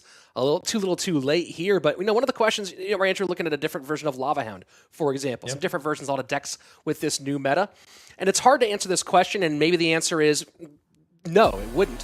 But the question is, how much does the meta we're in when the league takes place affect the success of some teams over others? Huh. That's a really, really interesting question, right? Because some teams lean more heavily on certain archetypes or certain play styles, and when that can change that quickly or at the drop of a dime, it's something I've never really thought deeply about.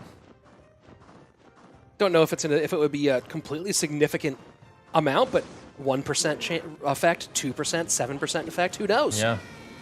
The only way to find out is to get a time machine. Here we go. Goes for the King Tower activation. Misses it with the tornado there. One of the wall breakers connects. A little bit of a frustrating interaction there with Razor. See him talking to his coach or himself. And look at that, the bowler. One of my least favorite cards in the game to play against, but always happy to see in competitive play. My first max, might have been my first max card, certainly my first max epic card there, Andrew, was the bowler. Yeah, and you'll see what Javi's doing here, and this is a very simple thing that is going to make dealing with balloon pushes a lot easier for you guys. All he did was keep the tank for the balloon from crossing the river so that he could focus on the balloon first. So you saw high Ice Golem keeps the bowler out of Princess Tower range, Fireball comes in with the Spear Goblins to help out on the balloon, and that's what you're going to want to do. There we go. Now Razor goes, look, I'm going to get this pull off, and he gets that King Tower activation. And Javi with the, whoo, you got that one this time. Good job. Razor laughing. He knows that Javi's giving him a hard time, and Javi, a little bit of the damage lead here early on. And Razor just sitting back, waiting for what's next. Setting up for his next push. Yeah, that Inferno Dragon will be tough to deal with as this game keeps going, because it just doesn't have anything to get directly to it other than a 100 dropped right on top, but we'll have an easy time kiting it with all these cheap units. And Razor really content just to sit back here and not overextend himself. Lets those wall breakers come out, and there you go. Minor, E-barbs, and this is, ooh, a nice little cheeky defensive freeze out of Razor. Really nice defensive freeze there out of Razor. It was basically his only option. Still gets one E-barbs hit in, but again, you see Javi high with both the units, keeps the bowler out of play, and then that NATO from Razor, really nice NATO, pulls that Hunter away from the balloon. Really great strike. Yeah, he's going to give up a big connection on the right-hand side. Pay for it, though, after spending that extra for the connection. So 905 to 1404. There's the punishment from Javi in the right-hand lane. Yeah, that was a great way to put it. Spending that little bit of extra for the connection, because that's the name of the game when you're playing against wall breakers, right? How do you get the perfect amount of offense to still have adequate defense? And it's very, very difficult, because your opponent, if they're good at playing this deck, will recognize how much you spend and then know just how much to overspend offensively. So Lumberjack, Inferno Dragon trying to work against these E-barbs on the left, and the damage just keeps on coming in. Defensive freeze trying to hold it. Will the Baby Dragon get them all off? And yes, it does. Yeah, Spear Goblin actually goes to the Baby Dragon because of the freeze. Baby Dragon up high enough. Really, really nice defensive freeze there out of Razor. Bowler sets up on the right-hand side. Miner to go in and get taken care of by the Inferno Dragon. Fireball trying to make enough room, and here we go. This is probably the last and most important counter push of the game for Razor. We'll see if he can pull off some sort of miracle here with 153 left on the right-hand side. And not gonna happen. Fireball finishes things up. I know, you can see Razor, he's like, I didn't realize my tower was so low, because he had a massive push coming in. I was thinking about the wall breakers Javi sent to the left, and it almost felt uncharacteristic of him, because everyone knew Razor was going to ignore him. It wasn't going to be enough damage to take the tower, but then you look up at the top right, below 200, Javi's already living in the future. Fireball comes in, that's GG. Yeah, that was a little bit of cycle work there on the left-hand side for the wall breakers. Razor comes out, gets two, and falls to Javi in the end. And here you go. This was I believe this is the beginning of the end here. No, yeah, well, that's the King Tower activation. Nice and simple work from Razor. Yeah, after missing that first one, it would have been nice to see all the BMs. And this is just what we were talking about. You know, high Ice Golem keeps the bowler at bay, so what does Razor do? He doubles down to get that NATO in, but that NATO, that extra elixir spent, as you said, Rich, to get the connection, leaves him very, very vulnerable here on the right. He takes the Lumberjack and the Bar Barrel to stop it, but then the Lumberjack takes the brunt of those two wall breakers actually connecting. So very, very difficult position to be in there, and a really nice defense here, but the game was already said and done. Yeah, I mean, that one sequence, the overspend with the tornado, put him 3 elixir behind and didn't get a whole lot of offense out of it. You got a connection, but again, at what cost? And that 3 elixir behind, and You know, you talk about the connection with the wall breakers. 153 here is able to put all this nastiness on the right-hand side. How much longer do you prolong an opportunity for a big steal if you're Razor, if you don't spend that NATO on that left-hand push? Yeah, it's a really interesting question to ask, and it's also a really tough spot to be in. I mean, whenever I've played against wall breakers and you find yourself down an elixir against a good wall breakers player, they will never stop with that pressure in both lanes, and it's basically impossible to get back in it unless they make a mistake offensively, overcommit in one spot where you can adequately gain, I'd say 3 elixir back minimum, then you're in a good spot. But otherwise, if they're good wall breakers players, they're going to keep that pressure up and they're going to keep you uncomfortably defending. So here we go, game number 4 on its way. Javi 14 takes out the first member of Team Liquid. Canario up next, the countryman facing off against Javi as we jump into things right here. Yeah, I'm excited to see Canario play. He's one of my favorite head-to-head players to watch, period, in CRL. He just has not had much success this year. Yeah, this has been a weird one for Javi for Canario, because in the past, of course, one of the big things for him was his 1v1 success back in the fall of 2018 with G2 and CRL EU, where he went 8-1 in 1v1 sets, and of course went 8-4 in King of the Hill games. And since then, put up 2 great King of the Hill seasons in the 2019 fall and spring split, and just hasn't translated to success in this 2020 fall season. Right? It's just been an incredible drop-off that's almost unpredictable. I like that. I was trying to figure out what exactly Canario was going for here. He was looking for anything to come down in the middle, get that firecracker to connect on tower, and also what he did there, I think the best part about it, was he made no matter what was dropped in that pocket, not activate the king tower with his firecracker. That's the most imperative thing to pay attention to. All right, taken care of by the defensive combination here. First minute 15 away, and so far Canario pitching a shutout. Yeah, and if you guys do want to pull that for the replay booth, it is kind of a fun interaction to talk about. Here we go, EQ cycle in, Hog triple spell with Snowball going to be the answer for Canario. That bomb tower going to provide difficulty for this mortar to ever get a connection, because you got the bomb tower to catch it, and of course the Hog Rider get on top of it. But lastly, the worst part about it is the earthquake. Mini P.E.K.K.A does go down, and be curious to see if the Mini P.E.K.K.A buff has gone largely ignored, it feels. But this is one of those combinations where Hog EQ Firecracker Mini P.E.K.K.A was the Hog EQ deck of a couple metas ago, or a few metas ago, and curious to see it back now. Yeah, I mean, the worst, or the biggest struggle that you'll have is that high single target DPS on the ground, and Mini P.E.K.K.A just the master of that. So getting that hit speed buffed a little bit, excited to see it back in competitive play. 1285 still on the left-hand side for Javi 14. Canario still untouched on both sides, as there are only 35 seconds left, and now finally Graveyard comes in, but with no tank. Yeah, Graveyard in. You can basically always expect to see that. If you ever see a Mortar deck with Mortar Knight and Cannon Cart, that's usually what you're going to be expecting to see as the win condition. Or I guess I should say secondary win condition. High Mortar. Not enough to hold the pig at bay. Hog Rider goes and slam 817 on the left-hand side. Yep, really, really tough here. I mean, this is one of my least favorite matchups to play, period, with Mortar. The triple spell with the Hog. You've got to, there's just so much you have to deal with. And then this version that Canario has with that giant skeleton means that any sort of counter push that you ever get is just going to die right there on the vine. Javi waiting a little bit to get that knight up in front. Cannon Cart not quite in range for the bomb tower, but it will work on the Mini P.E.K.K.A there for a second. And there you go, Hog Rider going to get held up high, but not within Princess Tower range. And what a great fireball out of Javi to allow a ton of damage to come in.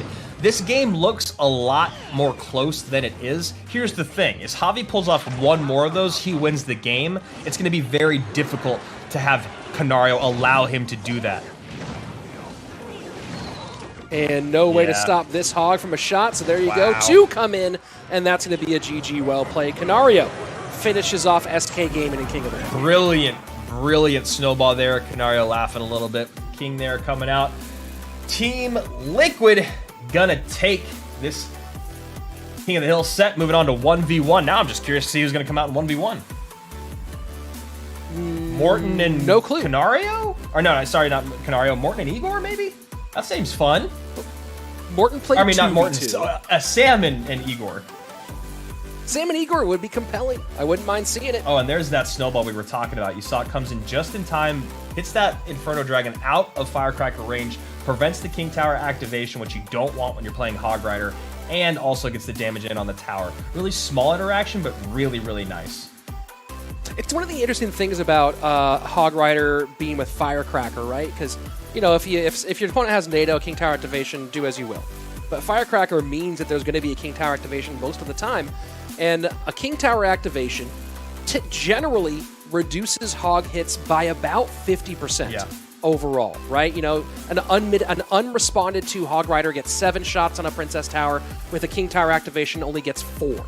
And typically it usually cuts down by 1 each push.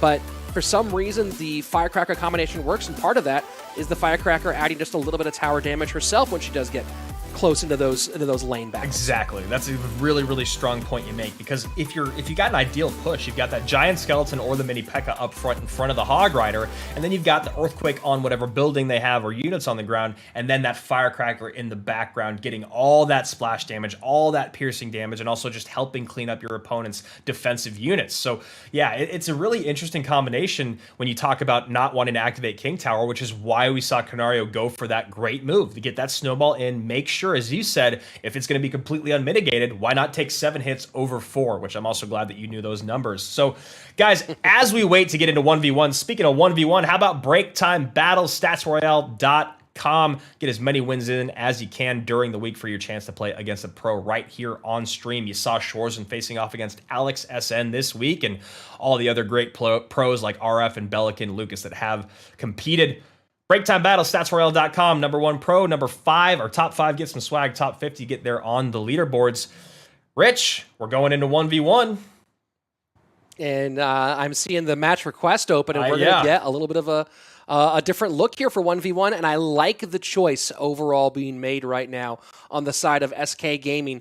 It's going to be Sergio Ramos for the 1v1. We'll have that graphic up in just a moment. The most important thing here is that they're getting some more reps for a guy who they would love to have get into full form when we go into this playoff picture. Yeah, and what a great guy for him to get some reps in against in Igor. Top tier, one of the best players in the world in head-to-head play. We'll see what decks Igor actually comes out with. But Sergio Ramos and Igor in this best of 3 final match of the regular season, final set of the regular season between our former world champions and our former West champions, SK Gaming and Team Liquid. Yeah, if Igor's not running Mortar every single game, it feels like a disappointment, doesn't it? I was going to say the exact same thing. I really feel like he will just run versions of Mortar every single game. Well, certainly feeling like it's going to be that so far. A lot of quick cycle. Miner, and there you go. And giant E-Barbs for Sergio Ramos. Very, very interesting there. Mortar going to get a connection. E-Barb's going to come down. Excited to see what work. Yeah, look at that. They just slice through that giant like butter. We saw it with the Royal Giant yesterday. Now seeing it with the regular Giant today. A nice little heal spirit to get that Dark Prince back up to a pretty good amount of health. Fisherman to try to pull maybe some of this away here. Miner, will it get pulled away enough? No, Dark Prince turns the opposite direction. No tower damage out of that one. Fisherman not going to do it either. This is only the second 1v1 set that Sergio Ramos has played since spring of 2019. Although in spring of 2019, he went 4-1 in games and 2-0 in sets with an 80% win percentage there. So a lot of changes over the last year.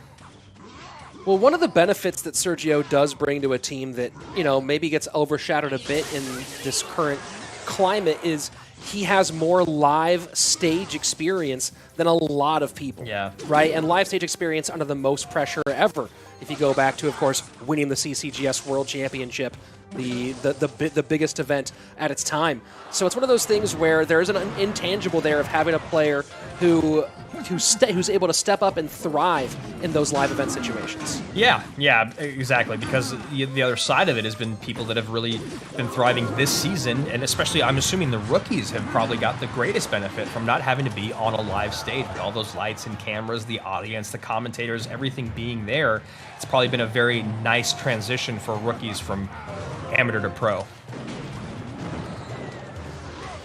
Fireball in to protect the mortar on the right-hand side. Snowball behind it. Igor just happy to do everything he can to keep the mortar on, and it gets a couple shots. Yeah, I actually love it. I love the play. I mean, the fact that he was able to get those both out that quickly and double down on it the way that he did, just really, really brilliant recognition of what his opponent was setting up to do. And Igor now about 50% of the tower down on that right-hand side. Oh, the double knockback's so valuable, and it's interesting. It's one of those combinations that you don't see run a whole lot. You know, typically the Fireball and Snowball don't get put together very often. But you can see the value here, especially because it's a 6-for-6 trade against those E-barbs to protect that mortar. Well, what's so cool about the double knockback as well, when you talk about protecting that mortar, which is very imperative, is now you've got all these units, depending on the situation, you can drop in front, right? So if you really want to go in, you really want to go heavy, you can double drop or drop either of those knockbacks and then get the E-barbs up front, right? So there you've spent 12 elixir if you've done it with a snowball. However, alternatively, you could do it very cheaply with something like skeletons or bats, depending on what spell your opponent has in cycle. The E-Wiz does go right into the Fireball, but the Heal Spear trying to keep things up a little bit longer. It's just been so hard. Igor has not given Sergio Ramos the slightest window to get through into the second level. Yeah, and you look at the spell power behind Sergio Ramos' deck, and that's why he's really struggling here, right? The ability to take care of the Hunter, the Skeletons, the Bats, units like that with a spell would be really ideal with these giant pushes coming across the bridge. But since he has to deal with them one at a time, those E-barbs just get so much value. And now it's the E-barbs of Sergio Ramos trying to help with the push. Snowball in. Fireball does finally come out, but the Bats stay on board. You see Sergio not happy with that sequence. Yeah, so much to just distract those elite barbarians on the ground. The snowball comes in, skeletons come in. You could even throw in a defensive miner if you wanted. Sergio Ramos in a big uphill battle. Well, he has no real great way to deal with the Bats, right? You look at the when they come across, you can throw an E-Wiz on them, sure. Fireball if they're clumped.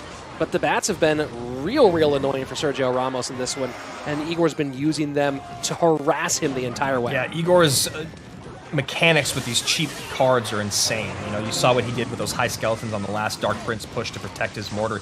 He knew exactly the tile to place him on for them to take 2 steps, get up, soak up that Dark Prince charge, take 2 pits from the Dark Prince because they were staggered, and allow that mortar to be that much more threatening. So, I mean, again, when you talk about mortar as a win condition, there's 2 guys whose names come up the most, and it does feel like Igor is the true mortar god these days. Yeah, that was pretty. That was pretty fun to watch, and you know, a rough outing for Sergio in that first game of 1v1. But that's just game 1. We'll be getting into another game here in just a moment. Yeah, that's exactly the best way to describe it. That was just pretty, just beautiful plays, perfect Clash Royale, excellent interaction after interaction, recognizing your opponent's matchup, recognizing just when and where you're going to attack. Don't need to switch lanes, don't need to ever give him too much fireball value. Brilliance out of the Russian here for Team Liquid. Yeah, and again, just if you want to go back and read the story of that game, it was, how do I get to these Bats, for the love of God? And couldn't do it over and over again. And you know, Igor just able to, again, look at this. The Bats are up high, the Fireball's going to come in and work on them, but at the same time, you have to throw so much clumpiness to deal with everything else. Yeah, this whole replay started off with that instance I was talking about, the interaction I was talking about with the high skeletons. It didn't actually soak up 2 Dark Prince charges, but it did take up the charge, or hits. It took the charge from the Dark Prince off the mortar for those skeletons, and it was just perfectly placed by Igor. And I think the most important thing of that replay was just for you guys at home that do play mortar with cheap cards to figure out exactly when and where to place them. So nice little interaction treat there from the mortar god himself. Knows that he can send in the minor plus spells, and going to be an easy W there for Team Liquid. He makes it look so easy, like in a frustrating way, where you're like, oh, what a fun deck that Igor just played. Yep. Look at all the cool things he did. I should go do that. And then you just learn how much worse you are at the game than Igor is when you suddenly just get completely blown out of the water trying to do, and you're like, wait, what? What did he do with the thing and the stuff that went over there? And I have absolutely no idea. Well, and we're gonna hop into game 2. It makes so much sense when you look at La Picati, when you look at Igor, and then Rich, as you told us, you know, their relationship that they have and how much they practice together.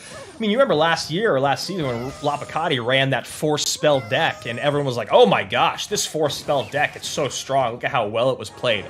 That was one of the hardest decks I've ever played in my entire life. And now Igor going with, a 4 elixirs full cycle at the top of your screen. Look at that. All the spirits and skellies behind and just cycling everything in the back. Triple spirit E-barbs. Okay. I'm watching. I'm compelled. I am going to pay very close attention because I want to see if this is even doable. And, of course, if there's one guy who can do it, you're looking at him right now. I was just going to say, if anyone can do it, it is Igor, and already you're seeing how hard this deck is just to keep up. He misses a couple interactions there, takes a little bit of damage for it, but thinking about taking damage with this deck, it's going to be near impossible for Igor to get it on the tower with anything other than what you saw right there. A spirit cycled with a log behind. Well, you got to think about, like, he doesn't have to just keep track of all this crazy cycle, but he has to keep track of, like, which spirit am I using right now? This is bananas. Yeah, and how am I going to stop anything in the air? Oh, I'm not, because I have nothing that targets the air other than my 3 spirits. Well, Royal Giant E-Barb's going to get a lot of damage. That's going to be tower down. It sure is. All right, we got ourselves a game, apparently. What is happening? What is happening right now? Not entirely sure, Andrew. I think we're in an alternate universe, and there you go. Spirit to control one skeleton dragon. Spirit to work a little damage on the other one, and going to come out of this with even elixir. Just a half elixir ahead right now, it looks like, is Sergio Ramos. And now Igor going to go ahead and switch lanes. Sergio going to go up high here with the recruits, off to the right there with the fisherman. No surprises there. A lot of easy defense. E-Barbs dropped right in the center on top of the fisherman with the heal spirit. It's a lot going the opposite direction here, Andrew. Log to work on some of those recruits. Lumberjack in the pocket, Balloon in there, and Sergio Ramos is just like, let's not do this. Let's not do the thing that you're doing. Yeah, I'm not going to lose this game. Come on, man. This is I don't think Igor wins this one. I really don't. I don't either. There's a lot. There's a Lumberjack, there's a Fisherman, there's Royal Recruits, a lot of single target DPS, a lot of stuff that absolutely melts a Royal Giant. And then you talk about just the win condition of Sergio Ramos. It's a balloon. Igor has nothing to get to the skies. Yeah, no, I mean, Igor's hope is that physics ends. Yeah. And then the balloons don't go through the sky anymore. Although, take a look at this. I was just going to say, what is happening? Why would you go for the triple? Why would you go for the 3 crown? Whoa. Why would you do this? Why? No! Oh, what in the world? Why would you go for the 3 crown, my friend?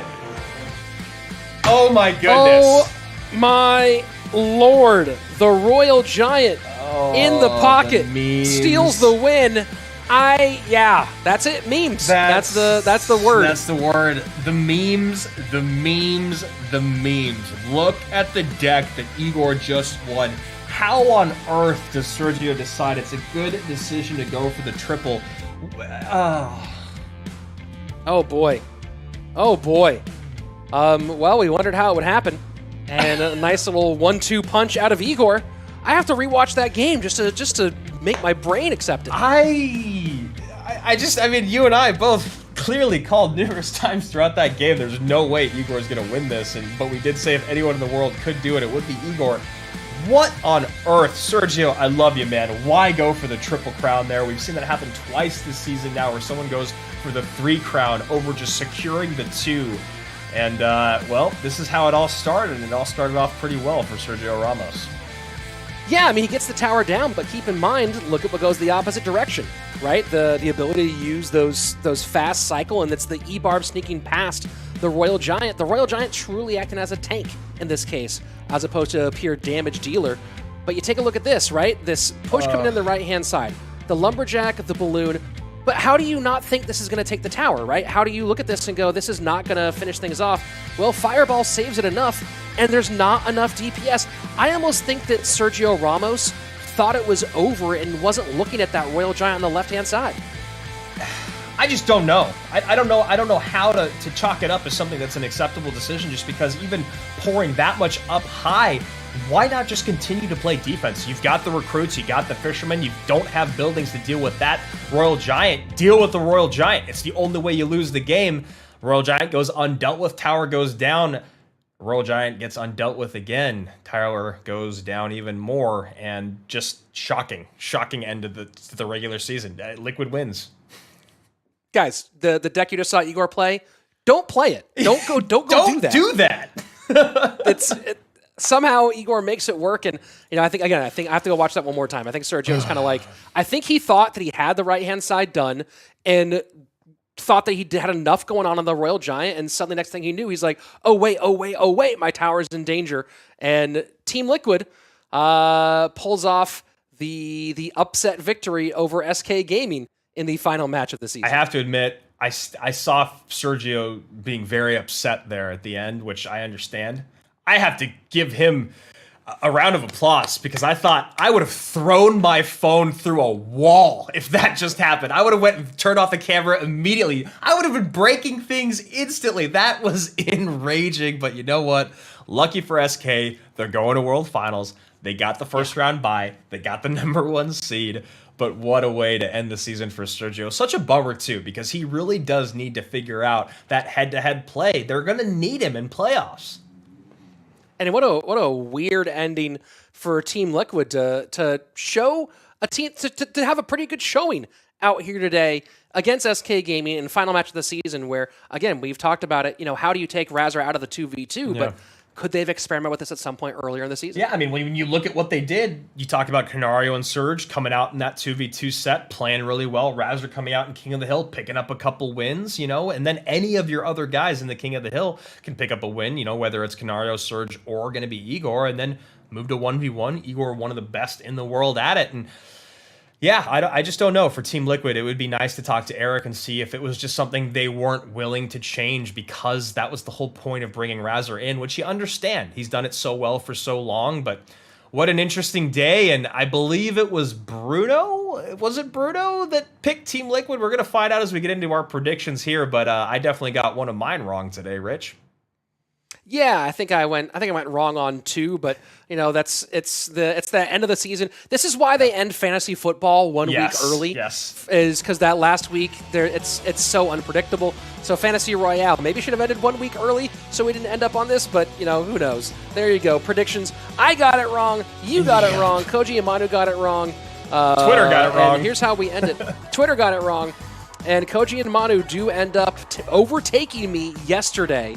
They went the opposite direction. I was in the lead going into yesterday, and we end the regular season with Koji and Manu alongside Deco as our top 3. Wow. Can't wait to hear Deco in the post-mort after this show. Let's go check out our playoff bracket. Guys, remember, it is going to be BO5s, and tentatively right now, it's going to be 2v2 King of the Hill, and then 3 1v1 sets. Obviously, the last 2 will be if necessary. Rich, how you feeling about our bracket, man? I think that this works out nicely for both of these teams. I think that Spacestation Gaming likes the chances of their head-to-head players against the head-to-head players of Pain, and I think that Team Queso has the similar feeling against Cream Royale Betis. These are going to be hard ones to pick, obviously, and anyone could make it through. It's one day of BO5, but that's going to be the thing to watch out for, Andrew, is these 2 matchups, because those are the 2 ones that do decide who goes to World Finals. Yeah, absolutely. And then following that, got to talk about Tribe Gaming, a squad that was basically perfect in their last season, went into playoffs and were stopped right in their tracks. Now, they do have World Finals in their tracks. Can they get a West Championship? Well, you know what helped with that? How about the MVP of the week? The man that started the season off with a sweep and ended with a sweep, TNT. My goodness, has he been so valuable for Tribe Gaming, being their King of the Hill star. Yeah, and you got to pick TNT this week. Ruben did come out and go 5-0 or 5-1 on the day, but Ruben's King of the Hill sweep today was against a Space Station that maybe was a little bit less motivated, whereas TNT had his team down a set and with the chance to lose that guaranteed berth to World Finals, and he came through clutch with a massive King of the Hill sweep to set up his teammate to secure that position. So great MVP pick this week for TNT, and you look at team at Tribe Gaming, all the pieces they have. That's a big reason why they are one of those top 2 squads and have guaranteed their qualification. Yeah, and of course the #1 squad on the day, you just saw them take an L there, but obviously with a very, very different lineup than what we would see when they are actually in playoffs. SK Gaming, phenomenal all season long. What are they going to do about Sergio Ramos? Will it even be a factor into playoffs, into the BO5s here at World Finals, here and at World Finals? I love Sergio. I saw a lot of mistakes out of him today. I saw him not playing as confidently as he needs to if he even wants to be in any of those BO3s. Is there a panic button that you hit right now as SK Gaming, or are you okay? Well, there's no panic button because either Sergio Ramos gets in full form and you use him during playoffs and World Finals, or he doesn't and you have Sam Morton and Javi. Yep. So either way, if your panic button is putting 3 of the best players in competitive Clash Royale into 1v1 sets, I mean, I'd feel I'm fine hitting that one if that's your last resort in the situation. Yeah, and then if you're Sergio Ramos, you don't have to feel as much pressure knowing that you do have great guys around you. Again, season's not over. Playoffs are coming up. This is the most important stretch. Sergio Ramos has done it on the biggest stage when it was available. If anyone can turn the season around in time, it is that young man. For what a great squad there. KV is a great coach. I'm sure that he's going to be working a lot with Sergio over the next few weeks, and obviously as we get to December 5th and 6th. As you see at the bottom of your screen, Rich, World Finals in Shanghai. I wish we could go, man. I really do. Yeah, it would be a whole lot of fun to see one of the most well-known cities in the world and the most well-known city in China, I would say. But we'll still be there, part of the action, casting alongside each other for what's going to be a great East and West showdown. I still have to look at exactly. It's a 2-day event. Yeah. We've never had a 2-day World Finals before. That's really exciting, really fun. I think we are going to find, without any equivocation, the best Clash Royale team on the planet. 100%. I love that. Is a brilliant statement you just said, because yes, the competition this year has gotten so much better. And you look at what was happening in CRL East, and you looked at how stacked those squads were, what their win rates were, what their records on the season were, and then who actually ended up coming out on top. I cannot wait for World Finals this year. It's going to be absolutely insane, man. Literally the best CR play we've ever seen in our lives. And we don't even know all our 4 teams. Nope. And I mean, whether it's Spacestation or Pain that makes it on one side, or Cream or Queso on the other, you have a collection of superstars on top of what you have from SK and Tribe. And then on the eastern side, one of the most winning mobile esports programs on the planet in Nova Esports, leading the charge out of the east. And of course, Ponos, Fav, WEDGM. This is going to be completely insane. But we have a ways to go, Andrew. Playoffs next weekend, right here. And if you haven't subscribed to this channel, go ahead and do it right now. SK Gaming, Tribe, Pain, Space Station, Cream, Queso. It's going to be a blast next Saturday, 10 a.m. I'll be here, Rich. What about you? I'll be here. You'll be here. For Andrew Guy, I'm Rich Slayton. We'll see you 1 week from today, or Saturday, for CRL Playoffs.